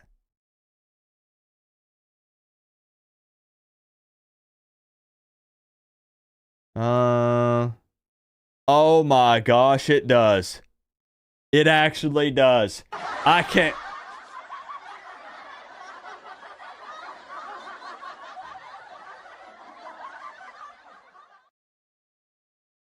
Whoa. Hold on.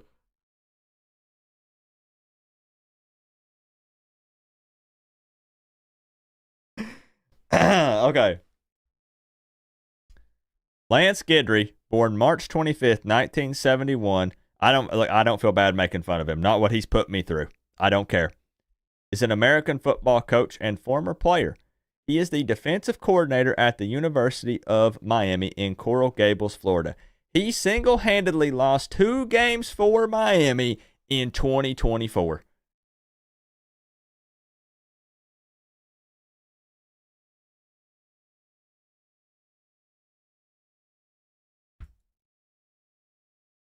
All right. Who organized this? Who brought the fan base together to do this?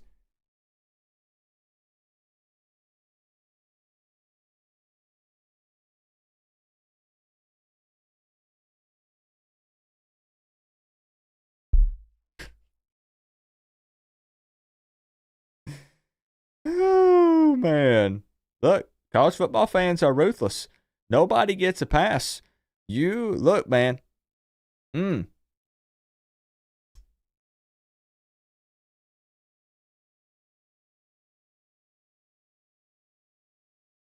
It used to say former DC this morning.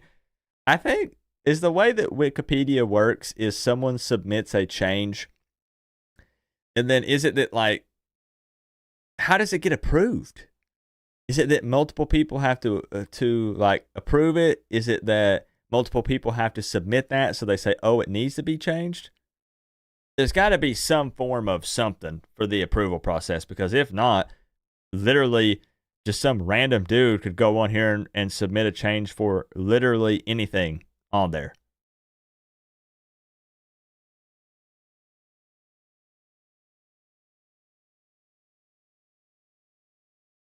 Former was just removed. Okay, that's tough. Yeah, T2Y is a good dude. I hung out with him in Atlanta for the Miami Bama game at Mercedes-Benz in 21. Submit my own edit and see? I don't even know how.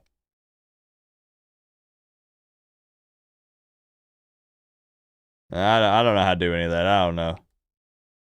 I'm going to dox myself. That's crazy, though. Good grief, man. Miami fans came together. Are you going to go to the bowl game? No, I still have a kidney stone. Have a rap battle with Uncle Luke? I'll do it. I don't care. He's better than me, but I'll still do it.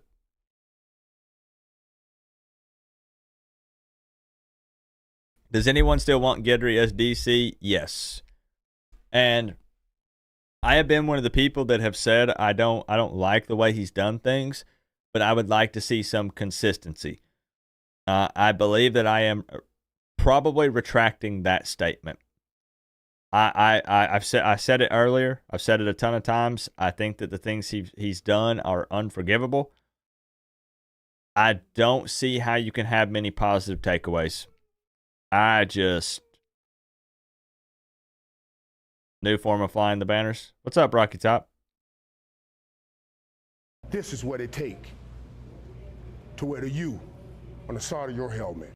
Sketch can tackle better than Harris number 7. Some people will get that joke, Flicks. I get it. I know Sketch. Not personally. I know who he is. Yeah, no. If Guidry leaves or is fired, Chevis Jackson is gone. So for people who don't like Chevis Jackson, he would be gone as well. But if I'm not mistaken, Guidry and Jackson have worked together previously, right? So there's a good chance that maybe they go together. I would say that he would be gone as well. Are you sure that it's a scheme and not the players? Both can be true. A combination of both can be true.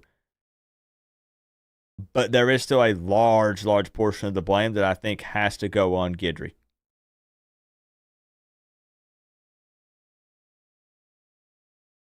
And maybe I'm wrong.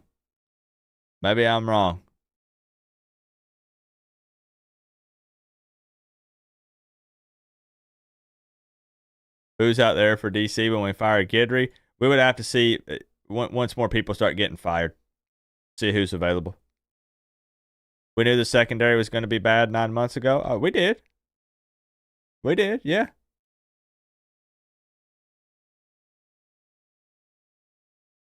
But I think for Guidry, I think a lot of people are upset.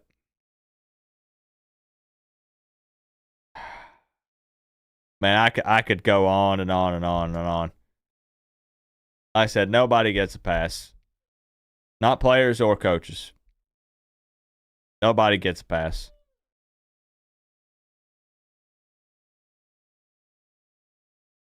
Let's see. Maybe we open up the phone line for a few minutes. Maybe we just do some quick calls. Some quick calls to see what y'all think.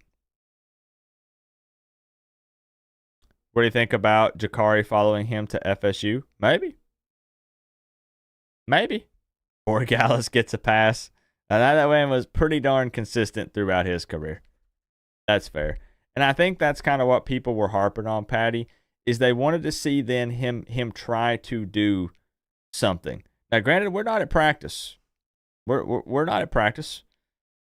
But people were saying, okay, if the players are struggling, are there any changes that he could make to scheme, or I don't know, simplifying things if they were struggling to understand? I don't know.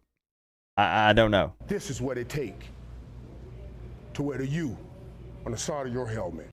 Still can't believe our only complete game was Gator. Yeah. People are going to want, they're going to want heads to roll when numbers are really bad. Like they're going to, like somebody has to pay for it. And that's the case in more situations other than just football. Somebody's got to pay up. It was a problem. They got to see something. Let's open the phone line up. I'm talking in circles at this point. But good conversations tonight, man. Y'all are being open and honest and speaking your mind, and I respect that. Like, I appreciate it a lot, for real. It's about player development. Everyone got worse as players. That's also true, right? We took guys that we hyped up. Kiko. Everybody talking about Kiko. Everybody talking about Mesidor. The way that the positions that he had some of these guys in, like some of these I don't even understand. Like some guys he's kicking out to play end. This is what it takes. Looks better at tackle, vice versa. Like it's just some weird stuff. Weird stuff. Wrap bacon on Gidries and let Kane dog max at him. Yeah. A lot of people just feel like, look, man. Yeah, rip BVD, man. What a good guy. Thank you, Toxic Fart. What do you put in here, doo-doo? Let's all be honest. We've been through this year after year. Do we honestly think this program will be any better in the future after blowing what we had this year? That's what I was talking about, doo-doo. Why I'm leaning more into the I'm upset just because we had so much going this season. I know, again, defensive struggles, but wish it could have been addressed and fixed in some sort of way. I don't know, how often do you have the number one offense in the country in as many categories as we had with like passing yards, third down conversions, fourth down conversions? Like how often will that happen?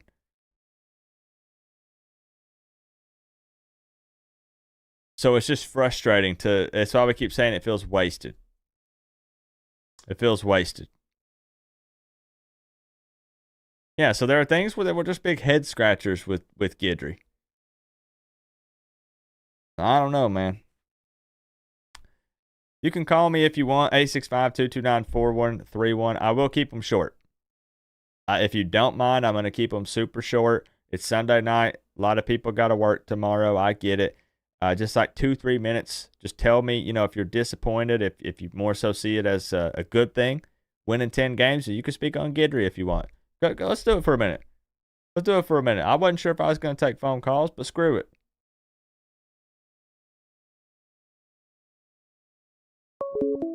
Does Rozier support Guidry? He does. He's been very vocal. Very, very vocal. Yo, 561. Who we got? Oh, this is Flicks. This is Flicks. Yo, what's up? We've been trying to get you in here for a minute. Yeah. So, all right. So Flicks. I'm keeping them relatively short, but I do just want to ask, like, 10-2. Be honest, because it seems to be split, and tell me about Lance here for a second. Lance, all right. Yeah, he needs to be gone. I feel like Lance needs to be gone, for sure. I don't know, like, well, I'm pretty sure you want him gone too, right?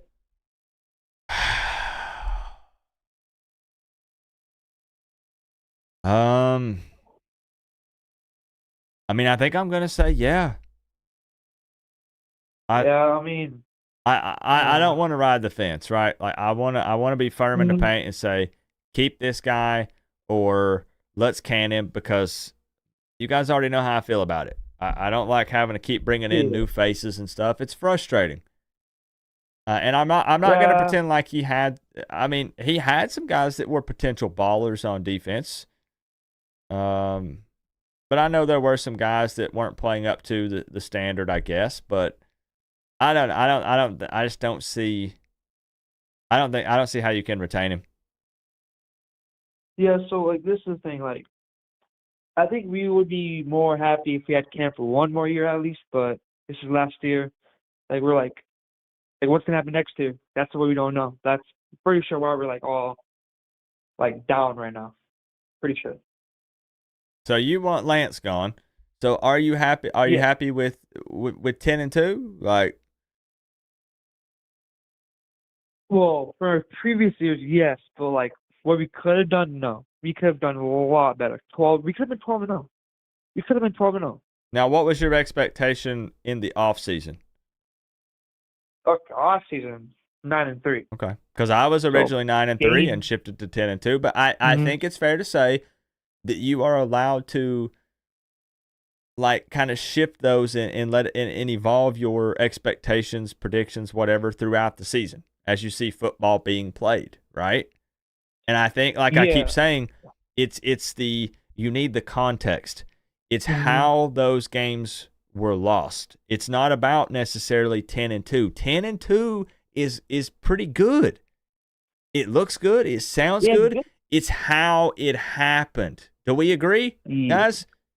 Yeah. That is, I think that's the problem. It's not simply because, like, bro, if we just happen to like, dang, well, this didn't go our way and it was a close game, but we played really well. It's the way that the 10-2 happened, because other than that, 10-2 was what I was hoping and praying for. I said to double-digit wins, bro. If we could just get 10. And then we get 10, and I'm over here pissing and moaning and crying and complaining, but it's because of how it happened, bro. I mean, luckily we didn't get blown out because of our offense. Luckily we did not get blown out because that would look really bad if we got blown out by Georgia Tech. And it's because Syracuse, if we didn't have good offense against Syracuse, we would have got blown out. Let's be honest. Against Syracuse, if we did not have offense, we would have got blown out with this defense. I think that's what we all got to be honest about. So, like, I do feel like even though, like, we did, like, kind of stuck, like, we were kind of stuck, like, in the second quarter and third quarter with the offense, our offense did carry, like, the major part of the season. I think we all can agree with that. Our offense was the team. I'm pretty sure you agree with that too, right? What was your statement? Sorry, I promise I was listening, but like the offense, like was the team. Oh yeah, without a doubt, yeah. I mean that's why it was So like once you saw like in Georgia Tech they didn't score like 40+ points, I was like, uh-oh. Yeah, so like after the Georgia Tech game, I'm like, yeah, if our defense, I mean, if our offense could not click, we were gonna lose, and we lost. But like 38 points is not bad. That's just on defense right there. If you're putting up 38 points, you're supposed to win. But not the defense. If you put up 21 in the first quarter, you should win. Like this is the thing. Like, why do we keep passing the ball? Just run the ball. All you gotta do, run the ball. Oh my, just run the ball. And bro, don't we get like 2 big runs called back because of a holding call that they didn't even show on TV? There was no like clear vision of that holding call. Like we did not see where it was. They just did not show it. I'm so mad about that. Like, come on. All right, like, they did not show the holding call. All right, so Flicks, once Guidry gone, not really super excited over the 10-2 given the context, how it played out. Yeah. Understandable. Yeah. All right. Like, why did it have to be like away games? Like, if Syracuse and Georgia Tech were at home, we would have won that. So let's be honest, we would not have won that if it was like our home game. Do you want Miami to sneak into the playoffs? Oh yeah. Okay. I don't want Hurricanes flip up the over. Like a bowl game, we're all gonna opt out of it. Like, why does it even matter? I want at least compete in the playoffs. At least, come on. All right, Flicks. Not trying to cut you off, bro, but I'm gonna cycle through as many as I can here and get some thoughts. All right, let me write down your number because I know we've went back and forth with trying to get you in here, and now I did finally. Yep. So I'm gonna save your number for future call-ins and stuff. So. All right. All right, I appreciate you, bro. Thanks for giving your thoughts on it. All right, guys. Yep, go you. All right, peace, bro. All right, yep, peace. All right, let's open it right back up. Good to see you, Matthew. You want to call in? Call the number.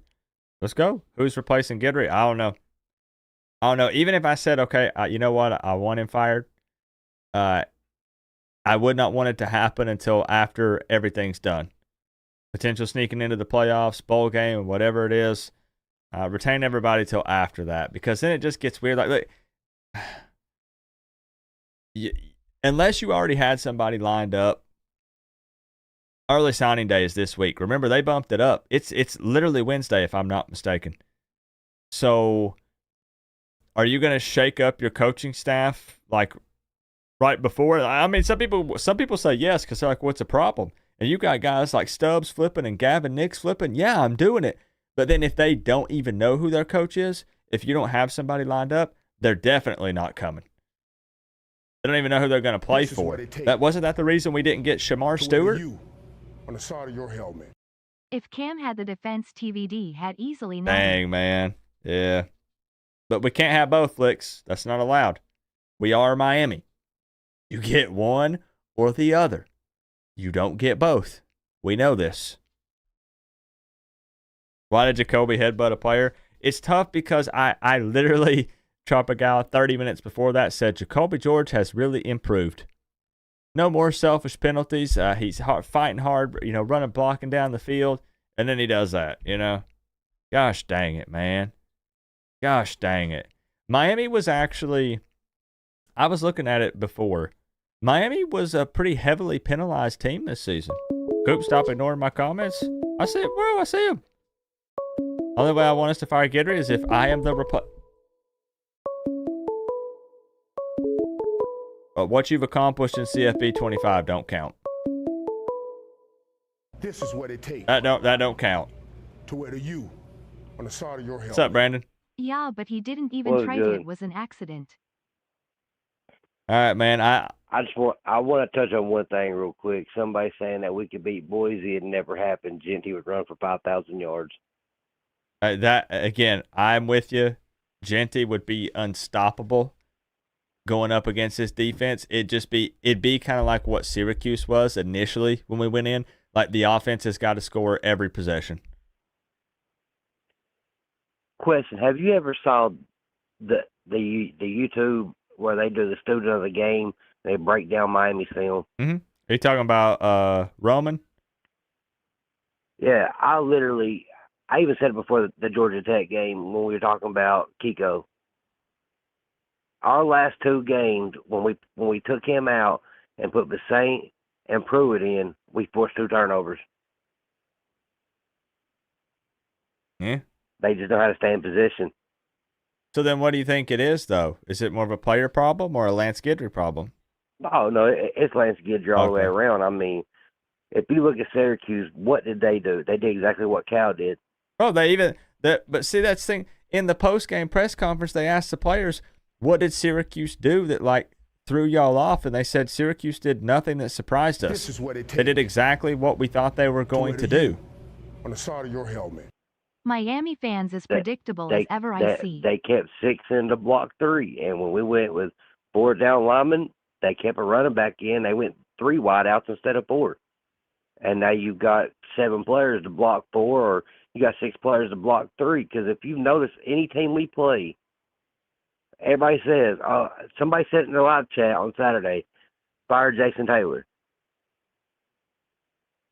Why would you fire Jason Taylor? He's not the defensive coordinator.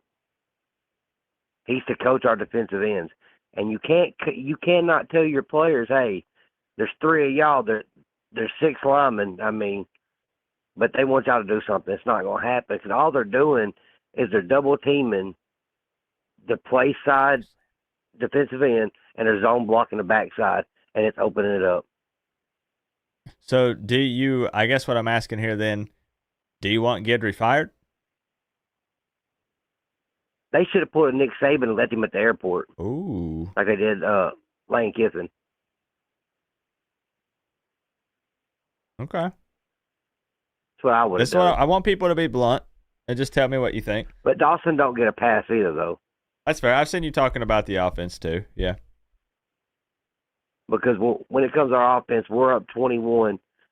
We done proved they can't stop Damian Martinez. You line up and you run it until they stop. Oh, he got 10 and by carries. that time, you've already opened up the pass. He got 10 carries, man. And Fletcher had, what, 6? 13. 13?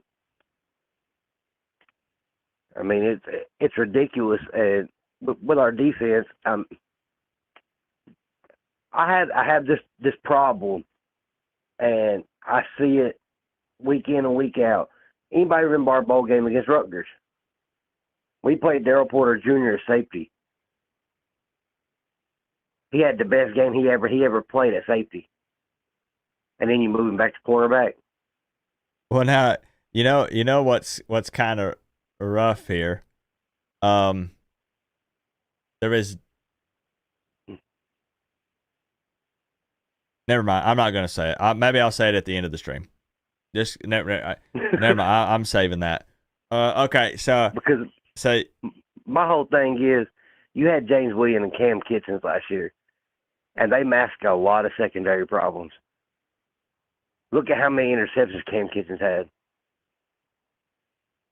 So then with and what, 2 of them was close interceptions. Every one of them were on deep balls. So I'm kind of shifting gears here, but I just want to ask you: Are you happy with the 10-2? No. Okay. There should. You watch these games. There's no reason they shouldn't be 12-0. What? Absolutely not. What was your expectation in the offseason? Looking at the schedule, I honestly thought 11-1. Okay. And I honestly thought our hiccup game would be Georgia Tech. Okay. The reason why I keep asking that is just because I still feel like the biggest reason is because of how the 10-2 happened. That's why people are unhappy. But you can't ask Cam Moore. But you can't ask Cam Moore to score 60 points a game to win a ball game. You can't do it. I mean, the official Wikipedia does say that Lance Guidry single-handedly lost 2 games for Miami. So I liked it better when it says former Miami Hurricanes defensive coordinator. Oh man. But honestly, it's like I said, if we don't get in the playoffs, signing day will be on a Wednesday. It's like I said, I'd fire him right after it. All right. And I would. All right, Brandon. But Shannon Dawson, it's like I said, I don't agree with him either. I'd rather take Bobby Petrino. Bobby Petrino. All right. All right. Well, Brandon, I appreciate you being brutally honest. That's what I want to do is just take like 1 to 2 minutes, let people give their opinion on it because I like to see where you guys stand. Not really content with the 10-2 and leave Lance Guidry at the airport. All right. Yeah, if Mario needs to fire him, I'll do it for him. Hey, I appreciate you calling in and giving your opinion, Brandon. All right, Bob. All right, thanks, bro. Good man. Hey, like I said, I know I'm cutting y'all off and keeping it short. But that's what I want to do. I just want to see, like, hey, are you happy with the 10-2? Do you think Lance Guidry should still have a job? And just see what y'all think. Slim coming through with the 305. Miami fans predictable as ever. Now, I know, Slim, typically you are very much against cycling through coaches. Right now, I know that specifically applies to head coach, and I have been on your side for many a years with that. As far as it gets frustrating, right? Bringing in a new head man, clean slate, bringing in new coaching staff, like it gets old. It's a cycle that just continues over and over. It seems like every 2 to 3 years. How do you feel about Guidry? How do you feel about with position coaches specifically with Guidry? I want to see what you think. I value your opinion, Slim. Let me know. You don't have to donate. You just put it in there. All right, open it back up. Just be brutally honest. Look, there's 200 people in here. By tomorrow, thousands of people will have seen this and heard your opinion on what you think. Let's see. Speaking of, there's the man himself right there. Mr. Slim. What's going on, buddy? How you doing? I ain't talked to you in a while. It has been a minute. Man, it's hard to get through. You're a popular fellow these days. No, they compare me to getting through to the White House, but Fair comparison. I wouldn't argue with it. So I'm getting straight to the point, Slim, with the calls tonight. And hopefully you heard what I just asked. What do you think about Lance Guidry? Do you think it's crazy talk to be trying to fire him after year 2? Not only is it crazy talk trying to fire him year 2, this is a man that got an extension and a raise last year so he wouldn't go anywhere. Like, what are we talking about? Everybody knew the secondary was a problem coming into this year. That wasn't a secret. But somehow we're surprised about it. So you feel like math isn't mathing. It's more of a player issue? I think Combo. There's plenty of blame to go around. It's never one thing. Like most things in life, it's never just one thing. Now that is fair. It's typically a combination of things, yeah. And like you, I had us predicted preseason at 10-2. They went 10-2. This is the second 10-win season since 2003. What are we mad about? I get it. People get caught up in the hype of the year, but let's look at this realistically for a second. How many teams in the history of college football went from 7-5 to an undefeated season, winning a national championship the next year? I would happen. assume none or not many. No, it's never happened. And I completely agree with Mario. And if you go by the talent composite, we're still not there as a roster. Could this offense have carried us if the defense was a little better? Yeah, maybe. Was it likely to result in a national championship? No, not really. But people get caught up in the hype of the season.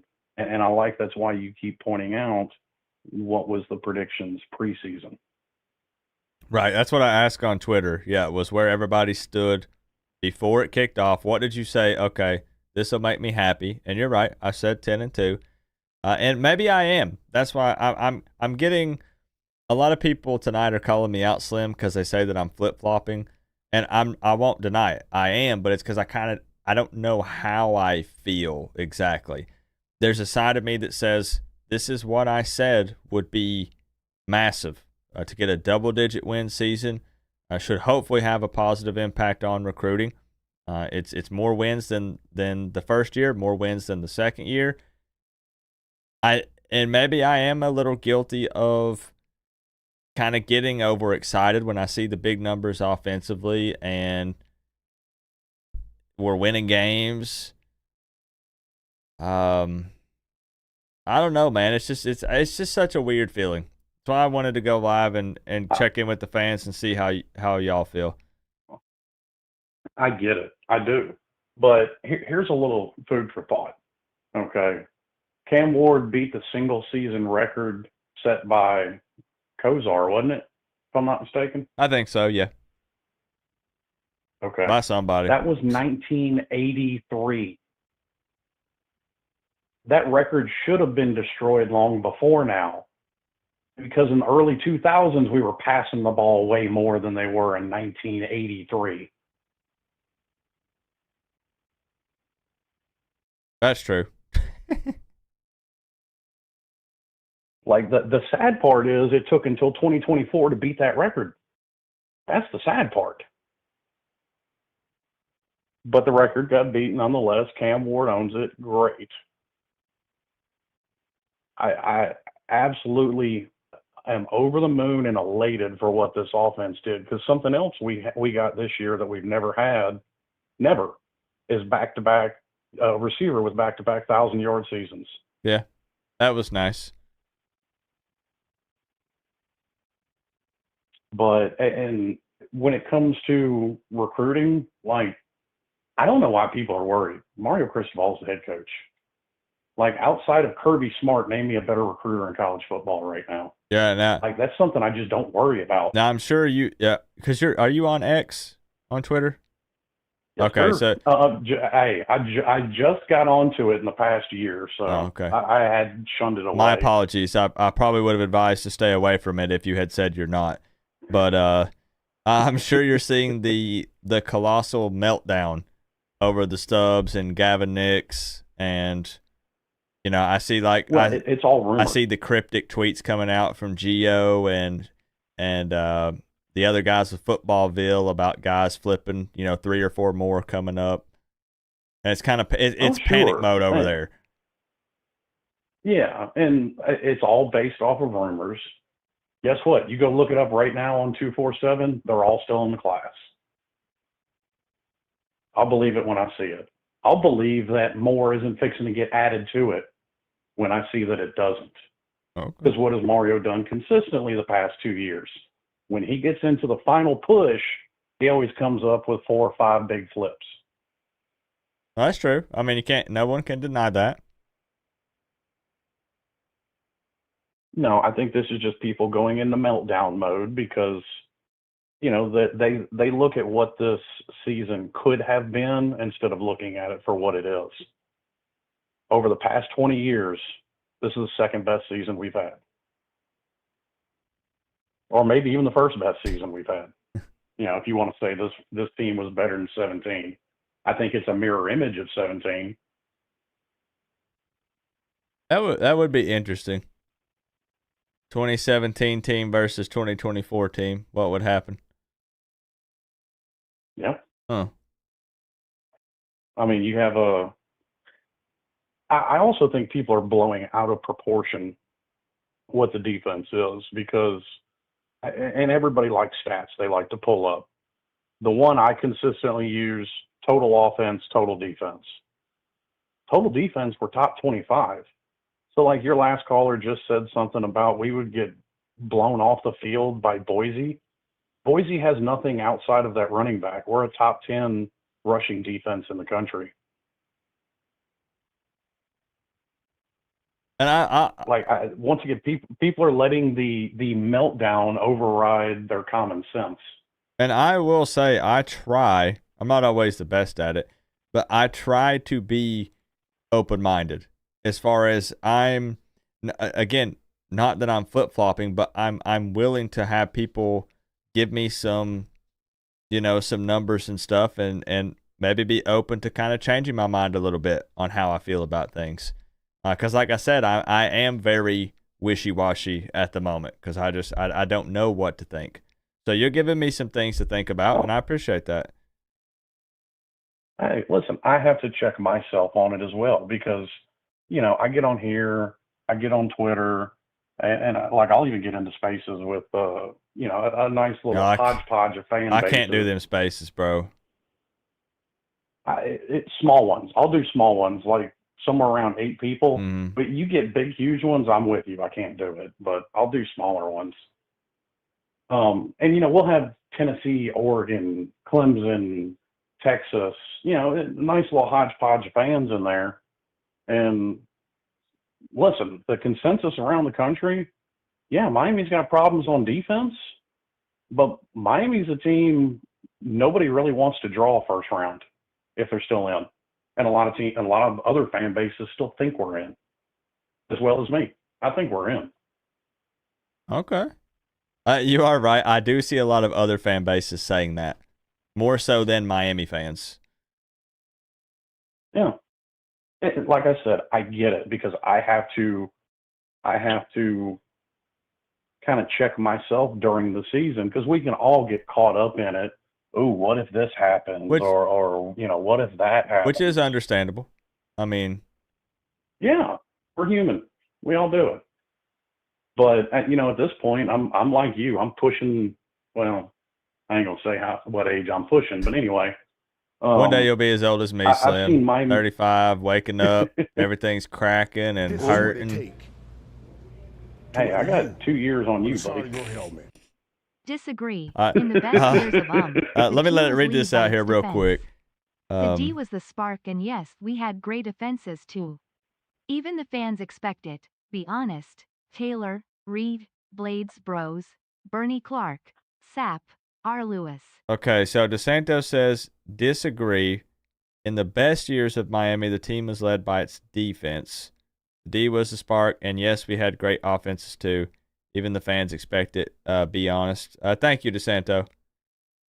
I appreciate the 20, my man. When you say disagree, are you talking about which part are you disagreeing with? Because I know I'm throwing stuff everywhere. Yeah, well, and I guess he's disagreeing with me. I mean, I agree with him that some of our best teams have all been defensive led, but that's not what football is today. I don't like it, but football is offensive led these days. It is what it is. Well, and see what's interesting. I'm kind of shifting gears again here, real quick. Like I said, I'm all over the place. When we were talking about, you think that Miami is in the playoffs, and how I said that it's really more so other fan bases that are saying, yes, I think Miami is in and they should get a shot. And what I've seen the overwhelming majority of Canes fans say is, we don't want to be in. Not trying to make a prediction there, and I'll show you. Like this is just one example. I get it, but I'll go. Gio has quite a following, right? He's kind of plugged in with the fan base and with recruiting and all that. And he comes out and he says, "Hey, Miami does have a chance to still get in the playoffs. It could be Miami Notre Dame matchup." And when you scroll through these comments, let me pick some out. Stop living in fantasy land. No, we don't have a defense. Let's end this year now. No more humiliation. Let's see. Can't watch us get our shit pushed in by Notre Dame. How effing embarrassing.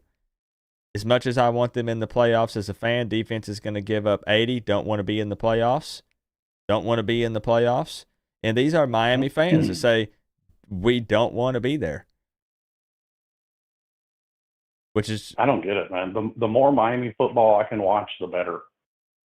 And I agree. You might have heard my take earlier. I will take being in it, not even making an argument in the moment of if we deserve it or if I think they can win or not. I will take being in the playoffs over not being there versus just going and playing in some. And again, people don't like the pointless bowl game statement. I get it. You got a counter argument there too, but I'll still take the chance. I'll take the chance. Oh yeah. Well, and here's the thing too. Like, what is it going to hurt this team to play going forward? What is it going to hurt them to play in the playoffs? Even if it's Notre Dame, even if it's just whoever it is, I don't really care. What is it going to hurt them? Like, O.J. Frederick has looked good until yesterday when he got majority of snaps in the game, which, by the way, is another great argument that I've been fighting against for years on quit trying to throw freshmen out there to get obliterated. Yeah. Because that's what freshmen do. They look good sometimes, and they look terrible sometimes. And then they had all the hype coming in because they're a 4 or 5 star, and then everybody just shits on them after.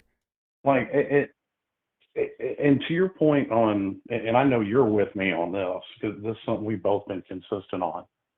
Like, you want to ruin the development of somebody? You want to know why Tyler Van Dyke was so bad? 4 offensive coordinators and 2 head coaches. That's why Tyler Van Dyke ended up the way he did. It typically does not help. Probably does more harm than good in most situations. I think next year, so just say for the sake of argument, we keep Guidry. Next year, I'm not worried about the secondary of this team, especially if you can add a couple of experienced pieces, because we're going to need an experienced safety. I don't think anybody disagrees with that, because I do still think they're going to flip DJ Pickett from this class. And actually, from following it on Twitter, that's not even much of a flip. Like, even they're saying LSU's just kind of keeping him warm for either Oregon or Miami, and his family's pressuring him to stay home. All right. I mean, I will say, you have brought up some things that have made me think about some stuff, and there's some people that agree with you and some people that disagree with you. So, hey, that's the great thing about the internet. We all want the same thing. We just may have different ways of getting there. Yeah. And I appreciate you being willing to come on here and speak your mind, even if you know people might give you some pushback. Like, I really do appreciate it, Slim. Oh, hey, I love doing that, man. Anytime. All right. Well, hopefully we'll get you in some more here and get some of those opinions, like I said, because I dig it, man. So we appreciate you. All right, buddy. All right, peace, bro. Later. No, for real. I am not too big-headed or proud to just ignore things that people say to me and just say, nope, my opinion's right. Nope, I feel the way I feel. I am open to changing my mind, to being convinced otherwise. And it gave me some things to think about.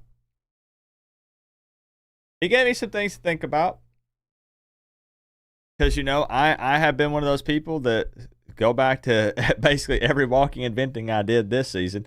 And I said, we got to retain this coaching staff. We got to retain this coaching staff to have some consistency. And then tonight I say, you know what? I'm kind of leaning more towards the fire Guidry side. Because I'm so freaking frustrated. Then you have Slim come in and he says, hey, maybe that messes up more things than it fixes. You know, it's good to get arguments from both sides and see how we feel. DeSanto Law, PLLC, thank you very much for the 20. I put you up top there. And so you were saying that you disagree with what Slim was saying, right? Let me go through here. Need to stop the other team to win. Can't just score every possession. I got you. You were at the Syracuse game. That's right. You said you were going to be there.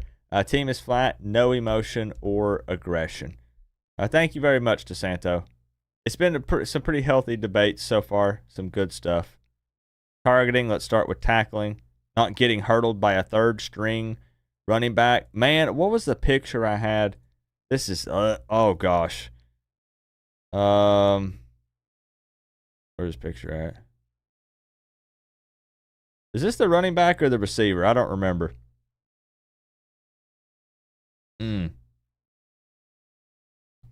This image will live rent-free in my mind for a while.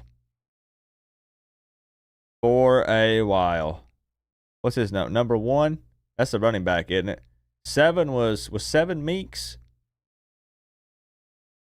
And they had Gaston, the 6'5" tight end. Who's he leaping over? Is that Zaquan? Gosh dang, Coop, you're getting old. I can't see the numbers. I think that's Zaquan. And then Kiko in pursuit.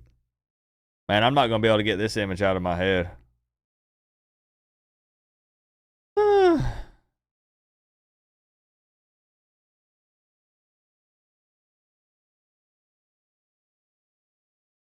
Man, I again, just like Slim said, I'm human.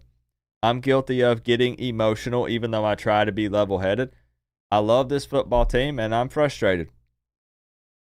I'm frustrated, man. You were embarrassed because you were with Syracuse fans? Oof, man. I still think I might be leaning towards Canon Guidry. I'll be honest. But we can keep talking about it. We can keep talking about it. Open it back up here. I like the energy, man. Keep the energy high. We won't stay live too much longer. I know, out here doing CFB 25 stuff. Disgusting. Disgusting.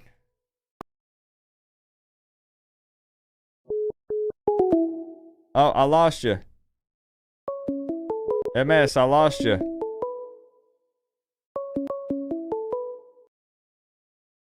MS79 Canes fan. What's up? What's up, bro? Hey man, I know. Listen, I'm gonna go ahead and preface this conversation with something, okay? I don't know if I'm using the right words here. I've seen MS type out some novels in the comment section, so this should be good. I think you have a strong.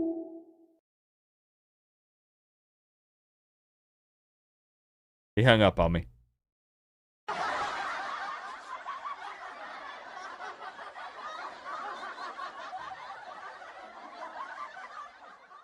I hyped it up for nothing.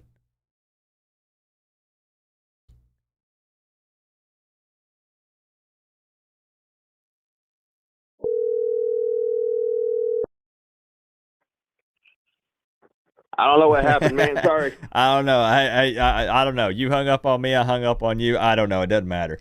It's okay. All right, you were saying I typed out some what now? You had typed out some novels. And number one, I tell people all the time, they think because I don't good.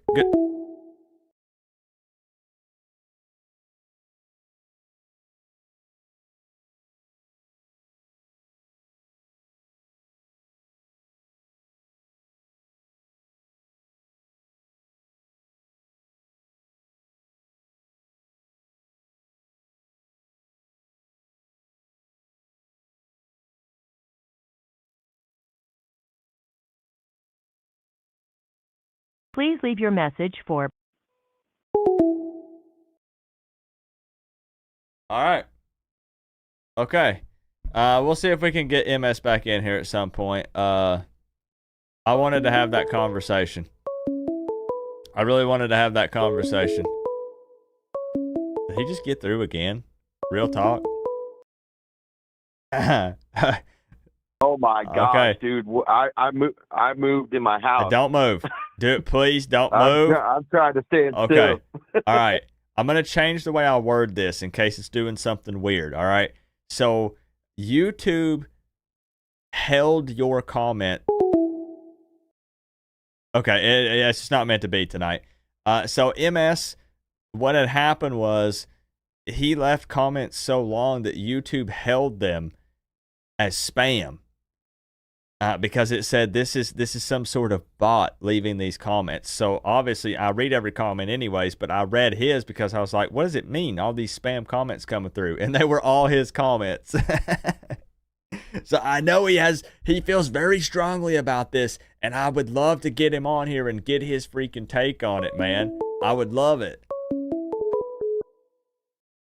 But we're going to talk to Matthew here for a moment. And I know he's one of them Dogs fans. Yes, sir. So, I ain't gonna keep you on here long because I know Miami Hurricanes fans want to call in, and I love listening to y'all, but I really feel a certain type of way, and the reason why I'm calling into a Miami channel and talking is because I feel such a strong way about Miami and. In this last playoff spot. Okay. Number one, I don't know what the hype is.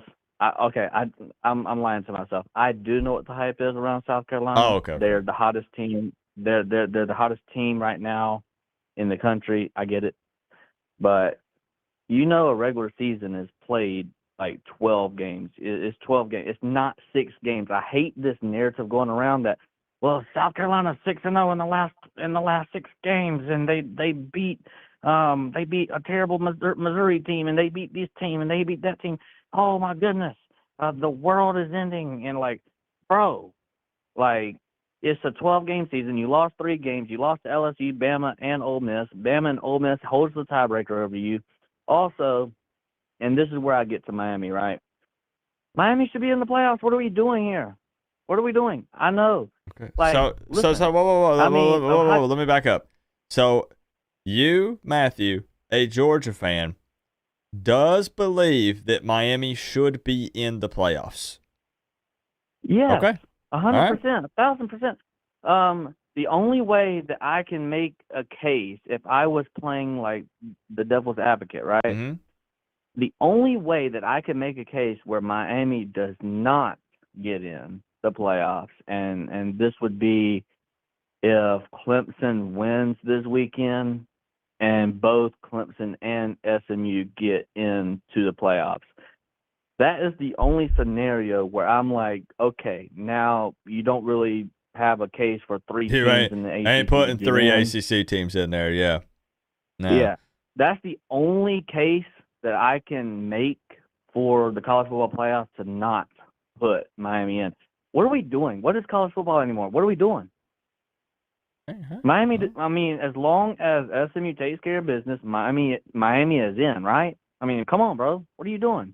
Well, They're 10-2. Matthew, I never, yeah. bro, I never thought I'd see the day that there'd be a Georgia fan calling in here telling me, y'all need to be in the playoffs. They should put y'all in the playoffs. This is a great night. I mean, listen, last year, Florida State, it's on my channel. I was the biggest Florida State hater last year. I said it all season long last year. I said this is the most fraudulent team in the country, and I brought up, and you know what's even crazier? I did a live stream one time, and I brought up the question before Jordan Travis even got hurt, way before he even got hurt. I said, what if he did get injured? And unfortunately, he got injured.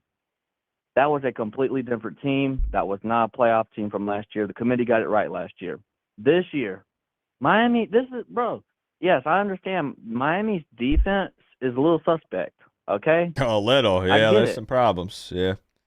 But I also can make some points. Tennessee's offense is also just as suspect as Miami's defense. And they're a shoe-in for the college football playoffs. They're not playing for the SEC championship. They're in the playoffs. Miami should be in the playoffs. Miami has a playoff caliber offense and a Heisman contending quarterback in Cam Ward. Keep hyping. What are we doing here? Keep hyping me up, Matthew. I'm here for it.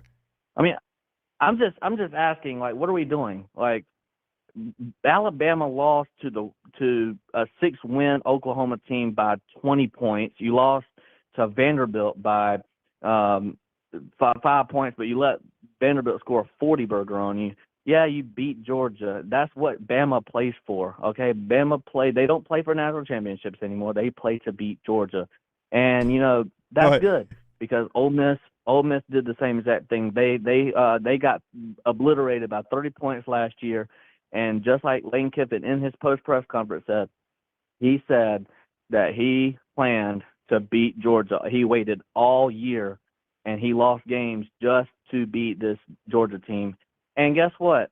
They hang their hat on that, whatever. But I'm talking about Miami right now. Them 3 teams, Alabama, Ole Miss, and South Carolina. See, I even forgot about their name because they're pointless at this point. Man, Miami should be in.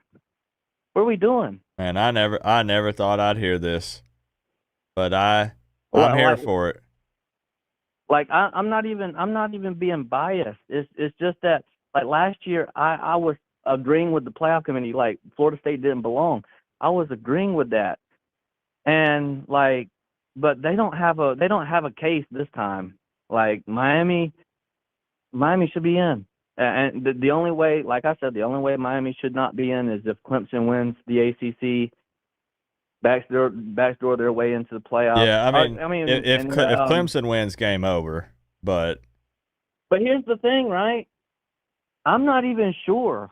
I'm not even 100% sure if, let's just say, Clemson wins the ACC. Are you still going to make an argument for South Carolina to get in the playoffs? Are you kidding me? This ain't basketball where you can get hot in March and get hot and make it to the Sweet 16 or the Final 8. What are you doing? This is college football.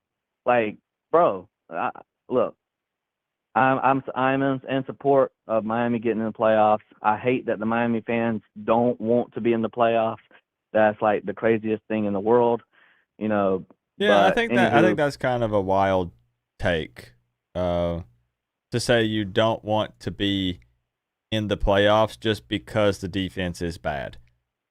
Because if that's the case, like I understand the level of competition goes up, but then why play any of the other games at all? Like we might as well have just forfeited all of them since the defense was bad. See, that's exactly what I'm saying, bro. Like I mean, Miami only lost 2 games. They act like they lost.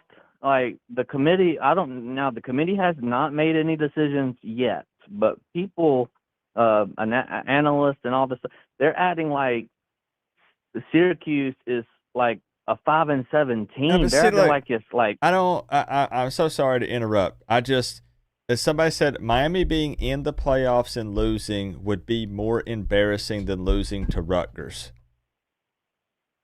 How? I'm not sure. I don't know how but that hold on. I'm trying to process this. How would it be more embarrassing to lose in a playoff game than losing to a Rutgers team? Unless you're talking about are you saying like Miami gets blown out or something? Which shouldn't happen considering that with the offense Miami has, right? The defense is going to give up points. Like we already know that's part of it. No, but no. I know Detrillist. I see him in here all the time. I'm just not following how you would say like Miami losing to Notre Dame in the playoffs or SMU in the playoffs if it ended up being this situation, right? How would that be more embarrassing than losing to Rutgers? Like that analogy does not make sense. I can name several teams right now in the playoffs that I think Miami would have a really good chance of beating. Arizona Me too. State, There's one Boise there's State. one in this bracket that's up here. Can you see the screen? I'm not looking at it right Okay, now. well, I'll show everyone in the chat. Even though you can't see it, you can watch it back later. Probably this one. If I had to pick one. I can just name off a couple right now that's coming to my mind. Would be like either Iowa State or Arizona State, whoever wins that game. Okay, I could say Boise State. I could say they can hang with Notre Dame. They can hang with Indiana. They can hang with I would love Notre Dame. I would love Notre Dame, man. I'm just like Notre Dame. They're not even. I know you got to get to other callers. I can spend the next 20 minutes on this, but like, bro, it's just aggravating because Notre Dame ain't even in the conference, and they're not getting punished for their one embarrassing loss to Northern Illinois. I mean, come on, bro. I mean, Miami lost to Syracuse, and people are acting like that is a terrible loss. They're 9-3, bro. Like, come on. They're probably going to be ranked going into this college football playoff committee this Tuesday, right?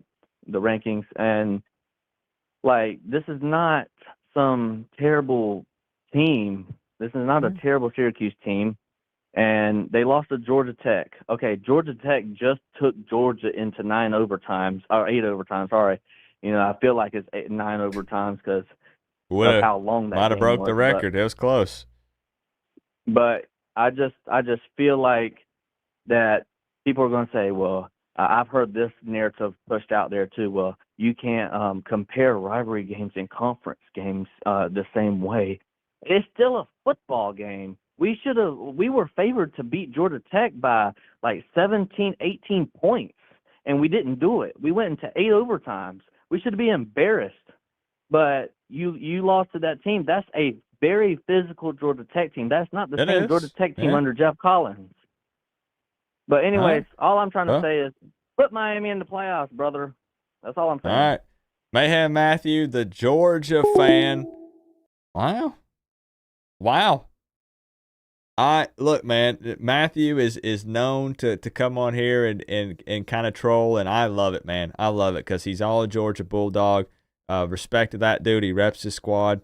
He's got a YouTube channel as well. Real funny dude. Good content. And he's pushing for Miami saying Miami should be in the playoffs. They should not be left out. Does anybody have the quote? Can anybody confirm if Rhett Lashley actually said that he believes Miami should be in? I saw something floating around Twitter, and I'm trying to look at it, and I can't find it. I saw a quote at some point of something saying Rhett Lashley either saying he hopes Miami is in or he believes Miami should be in, or I don't know if it was fake or not. I can't find it.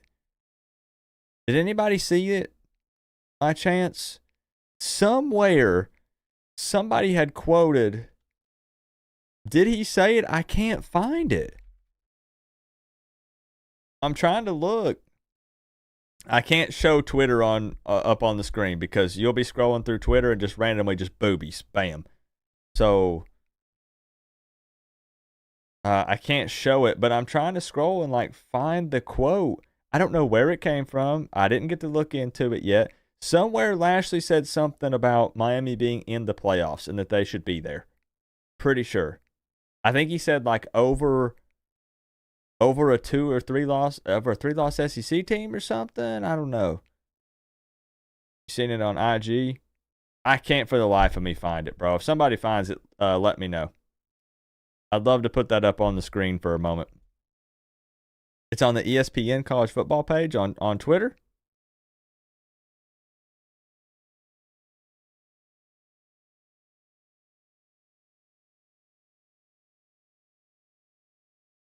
Is it? Let me see. I'm looking. Hey, and I love the comments, Detrillist. I love the comments, man. I'm just, you know how I like to go back and forth, man. Let me find it. Should have Rhett Lashley on it. This should be safe to show. There shouldn't be boobies on here. If the ESPN college football page is reposting boobies, then we're in trouble. I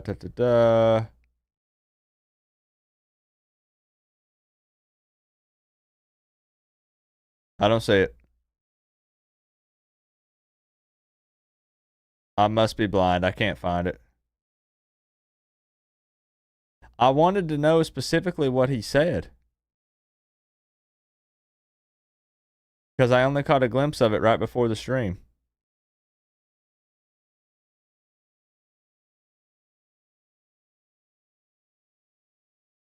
Is this real life, man? I legit can't find it. It's crazy. Whatever. I can't find it. Yeah, man, I respect everybody's opinion, man. All right, let's open it back up. I can't. You just sent it to my Instagram? Okay. Shoot, I don't even know my Instagram login, bro. Let me see. This is what it I ain't takes been on that thing in forever. to wear the U on the side of your helmet. While I was at the Sioux game, I must have gotten 5 notifications from ESPN about the Thriller Sioux game. The Canes are entertaining, so maybe they do get in. Networks like the Excitement IMHO. We talked about earlier, DeSanto, that money does play somewhat of a part. Viewership does play somewhat of a part. People don't like to discuss that because that part's not put out in the open. It's all about wins and losses and quality wins and losses and all that. But there is a portion of it that factors in. I think that's true. Yep. DeSanto, thank you for the 10. I appreciate you. It's just a shame you didn't get to experience a Miami win going over to Syracuse. You know, I know that's frustrating as heck. All right, so y'all are saying Canes Corner on IG? Canes Corner. Oh, they follow me. I follow them, apparently. Probably where I saw it.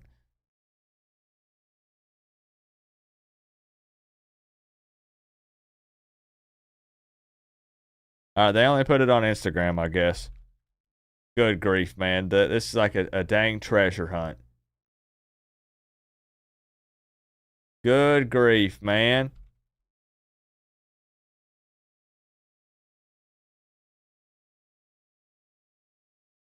There it is. Finally, just so I don't look like a liar here. Here it is. So what did he say? Is this one of those where it's like out of context, or did he actually say this?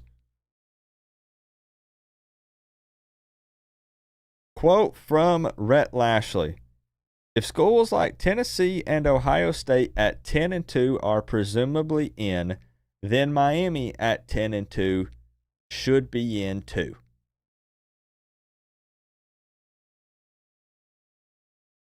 I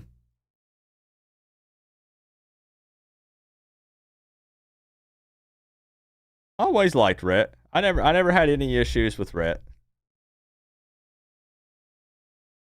Very likable guy, you know?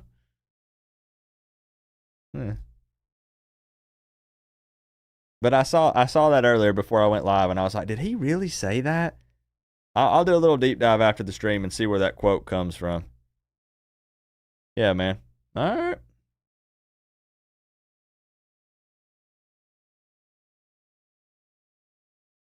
You would rather play Georgia than Notre Dame because of the weather? Yeah, some people said, yo, that'd be a little cold playing in South Bend, right? A little scary.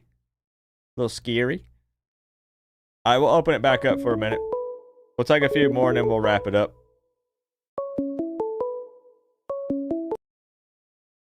Mr. Nick. Hey. What's up? Oh, not much. Just what a season. Yeah. I'm sure you would love to be 10-2 right now. Am I correct?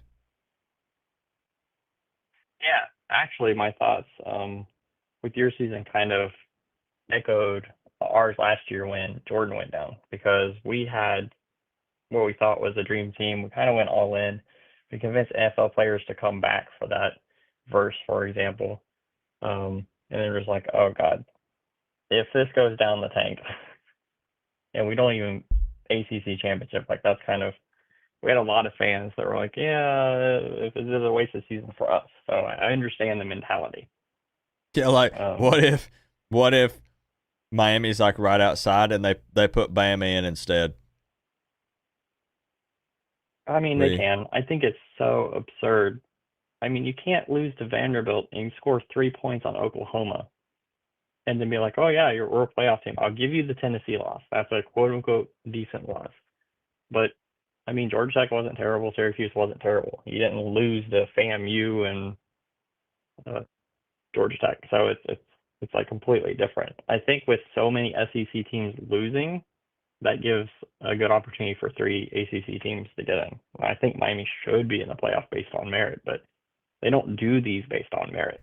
They do it based on money, and that's where the FSU snub was derived from. I mean, the last caller was ridiculous. He's talking out both sides of his mouth, and he's like, well, FSU is fraudulent, blah, blah, blah. And then he's like, well, for this season, Miami, based on merit, should get in. That's like, it should always be merit-based. This is a sport. You should not be going, well, in a hypothetical matchup, this team is favored by 20 points.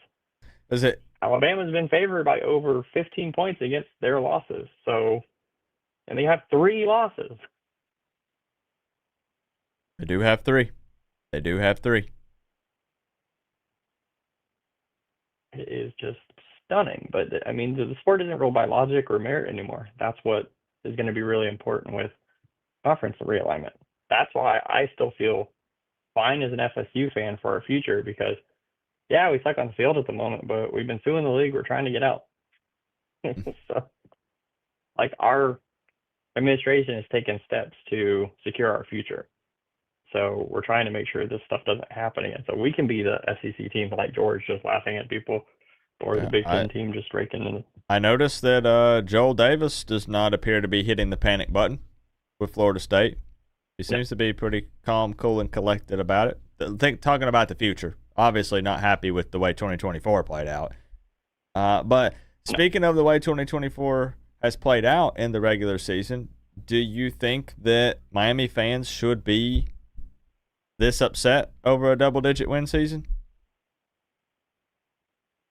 I think contextually, I get it. I would be through the moon in your situation, but it's kind of like when you watch Clemson especially dominate the league for Showtime, and they look terrible. Florida State is bona fide terrible, so the big dogs in the league are out. It looks like everything's winnable, and you had a shot. So I understand the disappointment of finally crossing that ACC championship bridge. Yeah, I don't think there's anything wrong with the portion of Canes fans that are disappointed about it. Like, I saw a lot of, you know how it is, like, I always talk about Twitter. Like, people will be like, this is so messed up, like, I'm so upset over it. And then the people that try to remain positive are like, come on, like, what's wrong with you? And I'm like, I get it. Like, I understand being upset because we don't know how this thing's going to play out next year with all the other teams either. Like, if somebody's going to step up, and then it looked like it was all right there on a silver platter. Like, here you go. Just win. Yep. You're in. The stars aligned. Yep. And that's how we got SMU in the ACC championship. I mean, they do look pretty good, but it's like, oh my gosh. Oh, and as far as the Guidry conversation, if I may, I think one of the problems that plagued Florida State this year is we didn't make a change on our coaching staff from a position of strength. Everyone got raises. We knew that they weren't great recruiters. And then what was really alarming for FSU fans is that we didn't ride a 10-3 and 13-0 record into more recruiting wins. Like, we're still stuck to the mid-teens or 20s. So if you feel like you need to make a move, you should definitely make a move rather than giving a guy an extension and then being like, hey, let's ride this defense, because I think if you don't get a Cam Ward type player to mitigate a really awful defense, I think Miami's offense was a 9 out of 10 this year. The defense was like a 5 out of 10. Most people won't even give you the 5. They're gonna say closer to like 2 or 3. I mean, it was pretty bad. I mean, you would trade your defense for Florida State's in an instant. I think our defense was like 6 out of 10. Our offense was just 1 out of, it was like the worst thing ever, which put him into really bad situations all day, every day. All right, so I get it. So saying, hey, if you think a change needs to happen, then should maybe make it now instead of delaying and possibly ending up in maybe an even worse situation, right? I don't think your talent's that bad, so I don't know why they didn't perform. I understand that the secondary was an issue and everyone knew that, but there shouldn't be teams consistently putting 40 on you, like, at all, at any Florida school.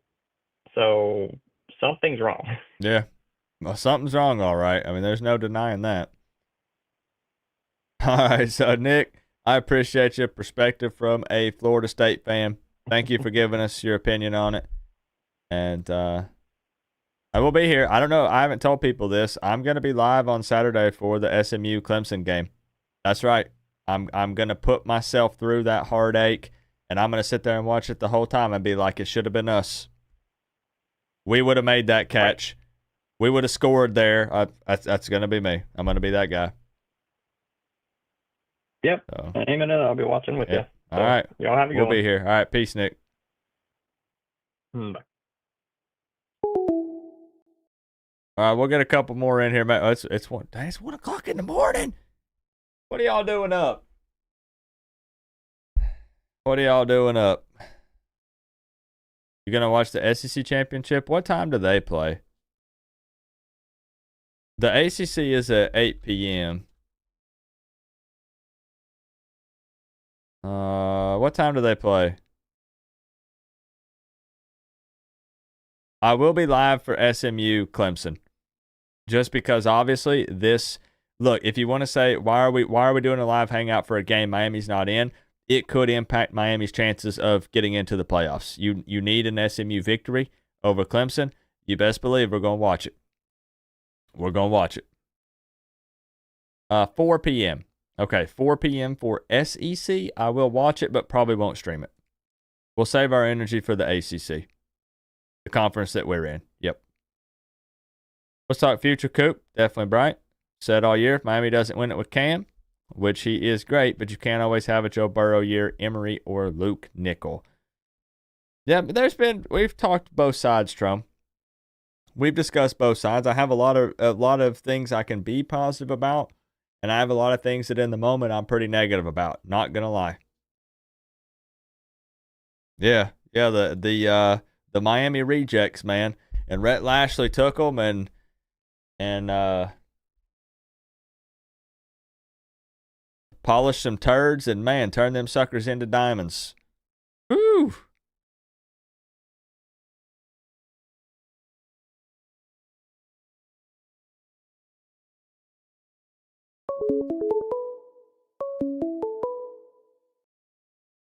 $407. Who we got? It's Destination Disney TV. We got you in, man. Oh, that's right. You have the 2 numbers, correct? Yeah. That's right. I think I kept the. You're harder to reach than the president, man. I get that often. So you got some strong feelings on this? You know what we're talking about. Hey, Lance Guidry, should this man have a job or not? 10-2, is that acceptable? Do we have a right to be upset? Should I be more happy? Well, the way that I would explain it is, I've been watching you for the last couple of years and everything, and just seeing you frustrated and everything. Let's just answer the question with, yes, I'm actually kind of glad where Miami is compared to the last several years that Miami is in. Mario Cristobal has improved. I would also say that, it's not a Lance Guidry problem. Being in the military, we always have the saying that if one person goes down, then everybody goes down. One team, one fight. Somebody that's going to put their responsibility on another player on top of their responsibility, then there's some miscommunication, there's problems, and it's just a snowball effect. Now, with where Miami stands in the playoffs, I've seen the chat and I've seen, everyone's like, oh, we suck. Oh, Miami's not good. Miami, it shouldn't be in the playoffs and blah, blah, blah, blah, blah. Let's take this with a grain of salt. Miami is in a good position to be in the playoffs. Now, if we happen to be in the playoffs and win, it would make us look that much better. If we lose, then let's take that game film and go right into the next year and start recruiting, or wait until the transfer portal opens up and see who we pick up. Because I've seen before the Syracuse game, Miami was favored to win 11 points. Mm-hmm. Even seeing if Miami won, Miami was favored to win against SMU by 3.5. So,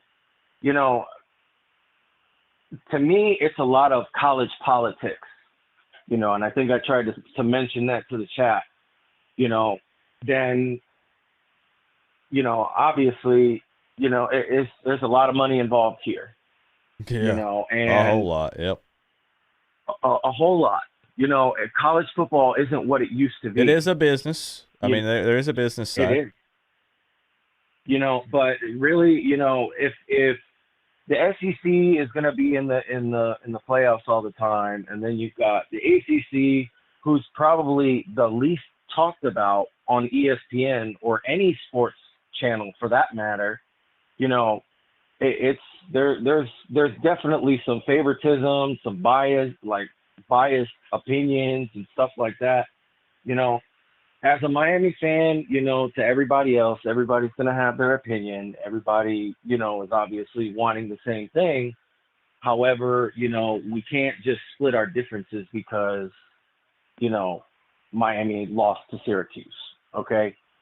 The way that it used to be said to me in football practice was, when you lost the game, you didn't want it. point blank and period. Miami looked so focused in the first quarter, scoring 21 points and skunking them. Cam Ward looked focused. Martinez looked focused. Mario Cristobal looked focused. Lance Guidry looked focused. And where did it go? Because they scored on us once. They scored on us twice. And then all of a sudden, you can just see that even before the half was over, you know, it looked like Miami was tired. Miami was tired. You know, there has to be some kind of accountability, not only on the coaching staff, but it also has to be on the players themselves. You can't just fire the coach for having a good record. I mean, so if that was the case, then we'd see that all the time. So in the pros, in college, and everything. So I'll just ask you point blank: would you retain or fire Guidry? I would retain him. Okay. I would retain him because it's you can only teach as much as you can execute, because then it falls on the player that's being taught. You know, if you want it bad, then you're going to execute and do what you need to do. If you don't, then it doesn't fall on the coach, because they're giving you all of the tips, tricks, points, hacks, anything you name. See, and this is why I enjoy, like I say, these conversations and stuff, because people are going to be, right? The opinions are going to be all over the place.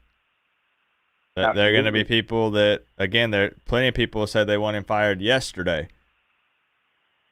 Well, then what about the 10-2 for you personally, with your expectations, factoring in what you thought preseason or off season, and then now that you know exactly how it played out, how the losses happened, are you content? How do you feel about it?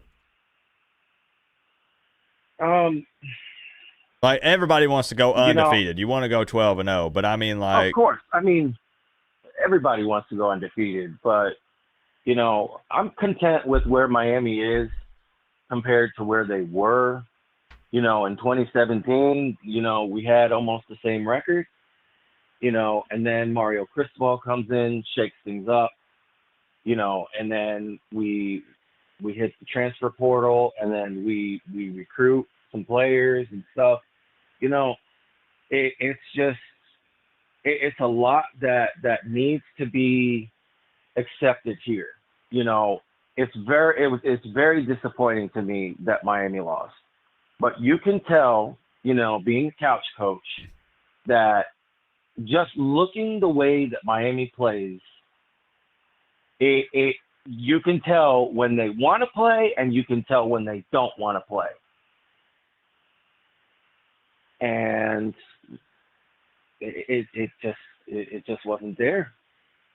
You know, with Restrepo's fumble and scoop and score, you know, that can be talked about, or we can talk about the headbutt, or we can, you know, it's just typical for Miami to, in season-ending games, or becoming into the season, or mid-season, Miami gets killed with penalties.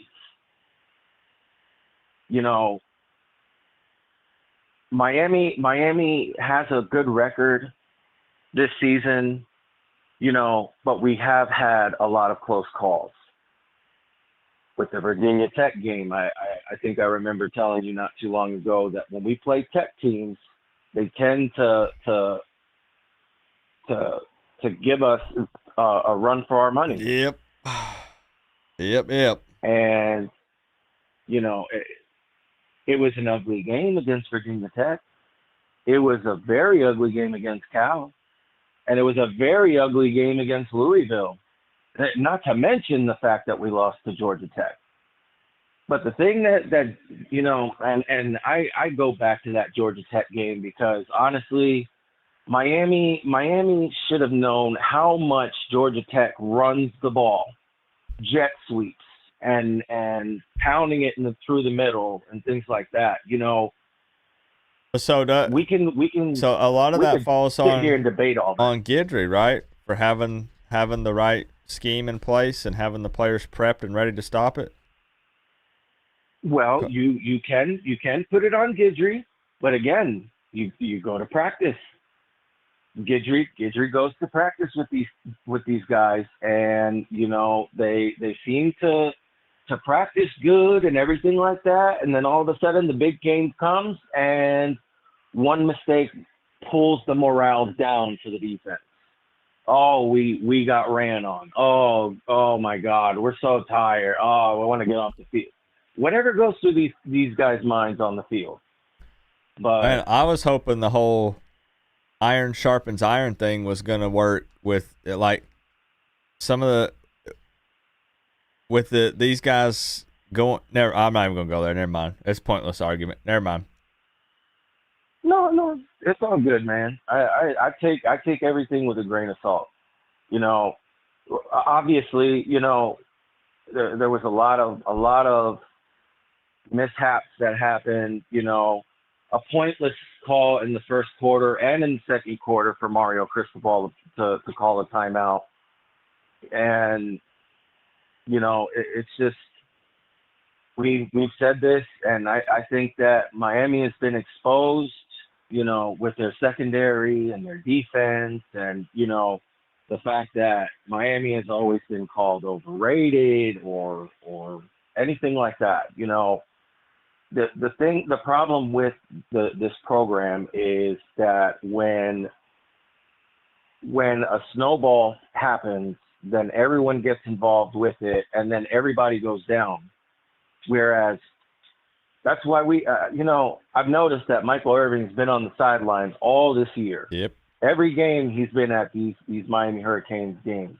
And let me tell you, that right there is probably one hell of a morale booster right there. Michael Irving is probably one of the best receivers that Miami Hurricanes have ever seen. And Miami has produced great players. Xavier Restrepo is very good. Obviously, we're going to miss him next year. Yeah. Cam Ward, he's a very good quarterback, and to be honest with you, I really was skeptical going into this year with him for where he's at. That's fair. But I do like the fact that, he has been a good quarterback for this program, and he has done probably a lot more than the quarterbacks that we've had. Tyler Van Dyke was good for a little while, and then all of a sudden he gets out. Ja'Cory Harris, he was terrible. We can keep going. Miami has had their struggles over these last 20 some odd years since we've been out of a national title. Coaching problems, player problems, disciplinary problems. We've gone through it all. It's just a matter of asking these players every time that they go out for the game, do you want it? Do you want to be here? Do you like where you're at? Do you continue this way? Because we want the best for the program, and Miami needs to do something about it. Mario Cristobal had came in and he stirred up the pot. And I can say that, over the years of watching the Hurricanes, they've done quite a bit of positive. I say let's give it that the playoff run. Let's see where we end up. We play a good team. We got game film on it, and then we can make the adjustments so that when springtime happens, we can recruit. We can play better. We can use some of that knowledge for the next season and be in a better position. Because obviously, ESPN I've told my wife all this season, every time that ESPN comes on and starts talking about Alabama and Georgia and Clemson and SMU, and the list goes on, Miami is nowhere in the conversation. The only time that Miami is thrown into the conversation is when they lose. That's the only time that they seem to talk about. Yeah, I mean, they're always ready and waiting for it. That's for sure. But I also think that you didn't pay the refs enough, man. Come on, Well, Destination TV. I'm gonna see maybe if I get one or two more in here, and I'm gonna call tonight. I didn't realize we're going on 1:30 in the morning. Oh, that's all good, man. So, I appreciate you taking my call, man. Hopefully that kidney stone comes out. Yeah. Man, I got to see some more of them binoculars. Where they at? Where you at? Love that. Hopefully, man. All right. All right, man. I Take it easy, appreciate man. you. Have a good I night. appreciate you, bro. All right, so see, that's what we're saying, man. There's gonna be a lot of different opinions rolling through here. I asked earlier, hey, would you fire Lance Guidry or retain him? It was all over the place. A couple callers have called in and said no, get rid of him. Slim says retain him. Destination Disney TV says retain him. Yeah, you're welcome, Nick. Don't worry, MS. No. I did not take offense to any of those comments you left on the videos. I thought they were great. I wish we could have had a conversation about it. I thought it was funny that YouTube was flagging them because it thought they were spam just because of the length of them. It's no problem. I check that every day. Every 24 hours, YouTube flags comments for either cursing or length of the comment. And even though I turn off the filters, it does it anyways. So what I have to do is every 24 hours, I go to the comment section, and there's like a held comment section, and I go there and I just hit approve because I let people speak their mind. As long as I don't all of a sudden catch someone saying like trying to leak somebody's address or something like that, I will approve every comment. So sometimes if you comment, guys, and it doesn't pop up and you're like, man, Coop's not letting me, speak my mind on this. He's trying to block me. Now, every 24 hours I go through and I hit approve on all the held comments. This still seems unreal. I'm with you.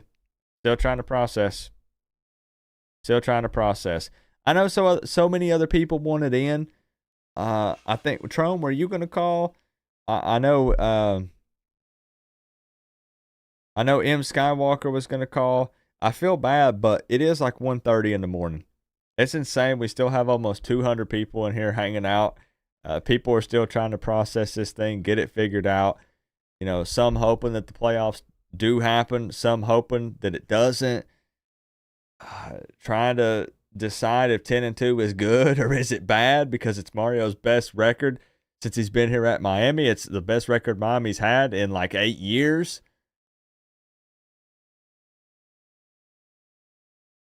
That's a lot. It's a lot. This whole week is probably going to be just dissecting this stuff more. We'll talk about Guidry. Obviously, early signing day is coming up. Let's see if Stubbs does flip. Let's see if Gavin Nix does flip. And then ACC championship game over the weekend. The CFP rankings will come out on Tuesday. It actually will be a busy week. It's actually going to be a pretty busy week, even with Miami not being in the title game.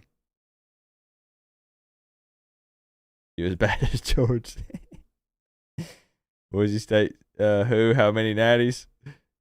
Yeah, it's nice to hang out, Tropigal, and realize that I'm not the only one that is so up and down. 1 minute, literally, Tropigal. 1 minute, I'll be like, well, 10-2. Like, hey, is it really the end of the world? And the next minute, I'll be like, screw this team. Why does Miami do this to me? Do they hate me? Is the team truly cursed? Is it like, and then I'm back again, and I'm like, well, if Miami sneaks into the playoffs, if they let them in, there is a chance there that even if you just win out of the first round, I'll be like, hey, we won. We first year of expanded playoffs, Miami went there and they won a freaking game. I don't know, and the stuff with Guidry. Some player stuff, some Guidry stuff. I'm still very upset with him, very, very upset with him. But is firing a coach and bringing in a fresh face the solution? I don't know. I don't know.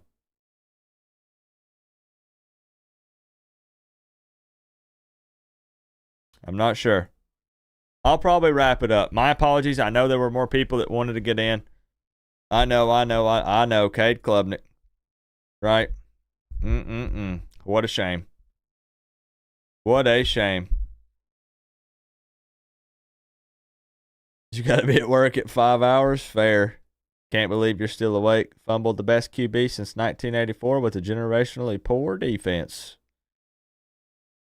Man, like, people have a right to be frustrated. I don't, like, I think, again, people have to understand it's what, a little over 24 hours since it happened.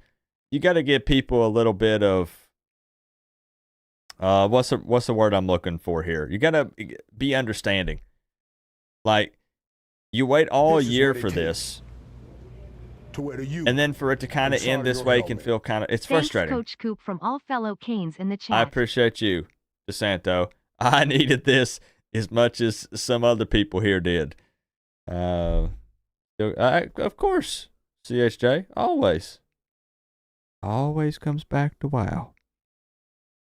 I think the reason for the up and down feelings is due to the disparity between an awesome record-breaking offense and a terrible defense. It could be. It could be.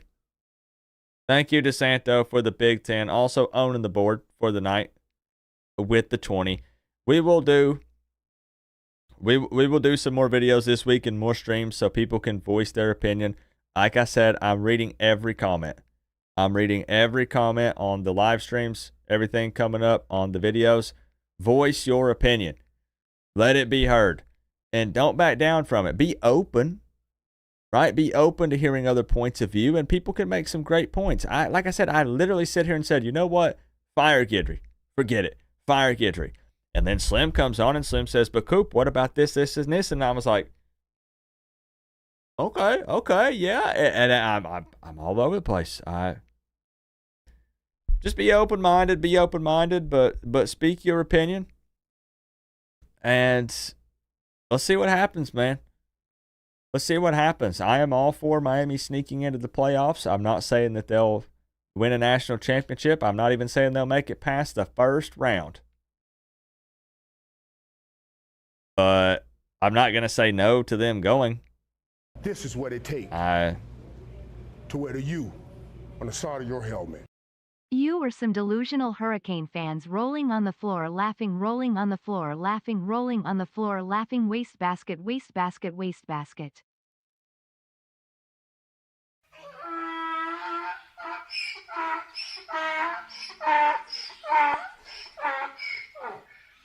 Plain Sharks, thank you very much for the 2. But we'll see. But we will see. Again, I will end with saying what I said in my walking and venting. 10-2 is a positive step in the win department because it's more wins than we had in 2023. So you really cannot argue that. No matter how you get there, it is more wins. That's facts. It does feel a little disappointing, and it does feel a bit like a waste. That just is what it is. It just is what it is. And that's where I'm at. That's where I'm at. Does it not feel better than last season? Yeah, it does. Yeah. Yeah. That's why I'm so torn and kind of split on it, because of course it's better. I'll take winning 10 over winning 7. It's just exactly what we talked about. That it's how it happened. It's how it happened that makes it so frustrating. It's not that 10 wins is not good. It's not that it's not a positive step. It's just it's how it happened. It's how it happened. That's what makes it not feel as good. Yeah, we'll try to get you in next time, Trom. My apologies to people that wanted to get in, but I still got some work to do after this. So we'll wrap it up. And busy week. Busy week. We'll be talking college football all week. We're not going anywhere. We're here no matter what. Appreciate y'all.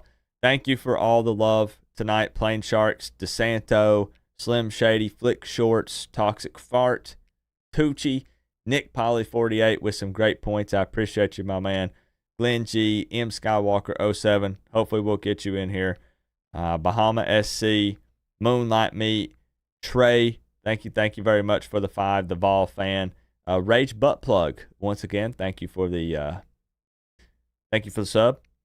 Brew, Marco, Duck, my man Duck, K-Starg, Tyrone. Who else do we have? Who else did I miss? I might have missed somebody. Tropical, Sebastian Edwards. If I missed anybody, blanket thank yous. Canes Plaza, D-Lo, Sub-Zero. Man, y'all went freaking crazy. George, Tug. Appreciate y'all. Tug might have been yesterday, but he gets another thank you. It is what it is. Yes, David, we talked about these scenarios that could play out. Not making a prediction. I am not going to make a prediction, but just because I don't know what these people are thinking.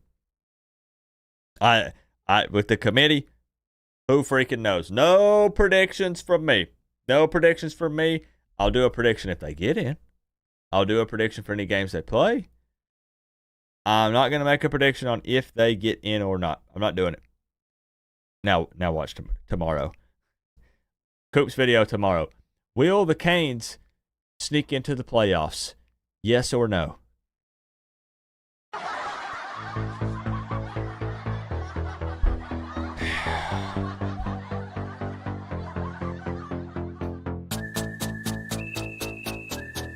I'll end up talking about it probably. Hey, I appreciate y'all. I love y'all. Get some rest. Try to have a good day tomorrow. All right? Don't let it ruin your whole week. We'll just see what happens. All right? It's still Go Canes. All day, every day.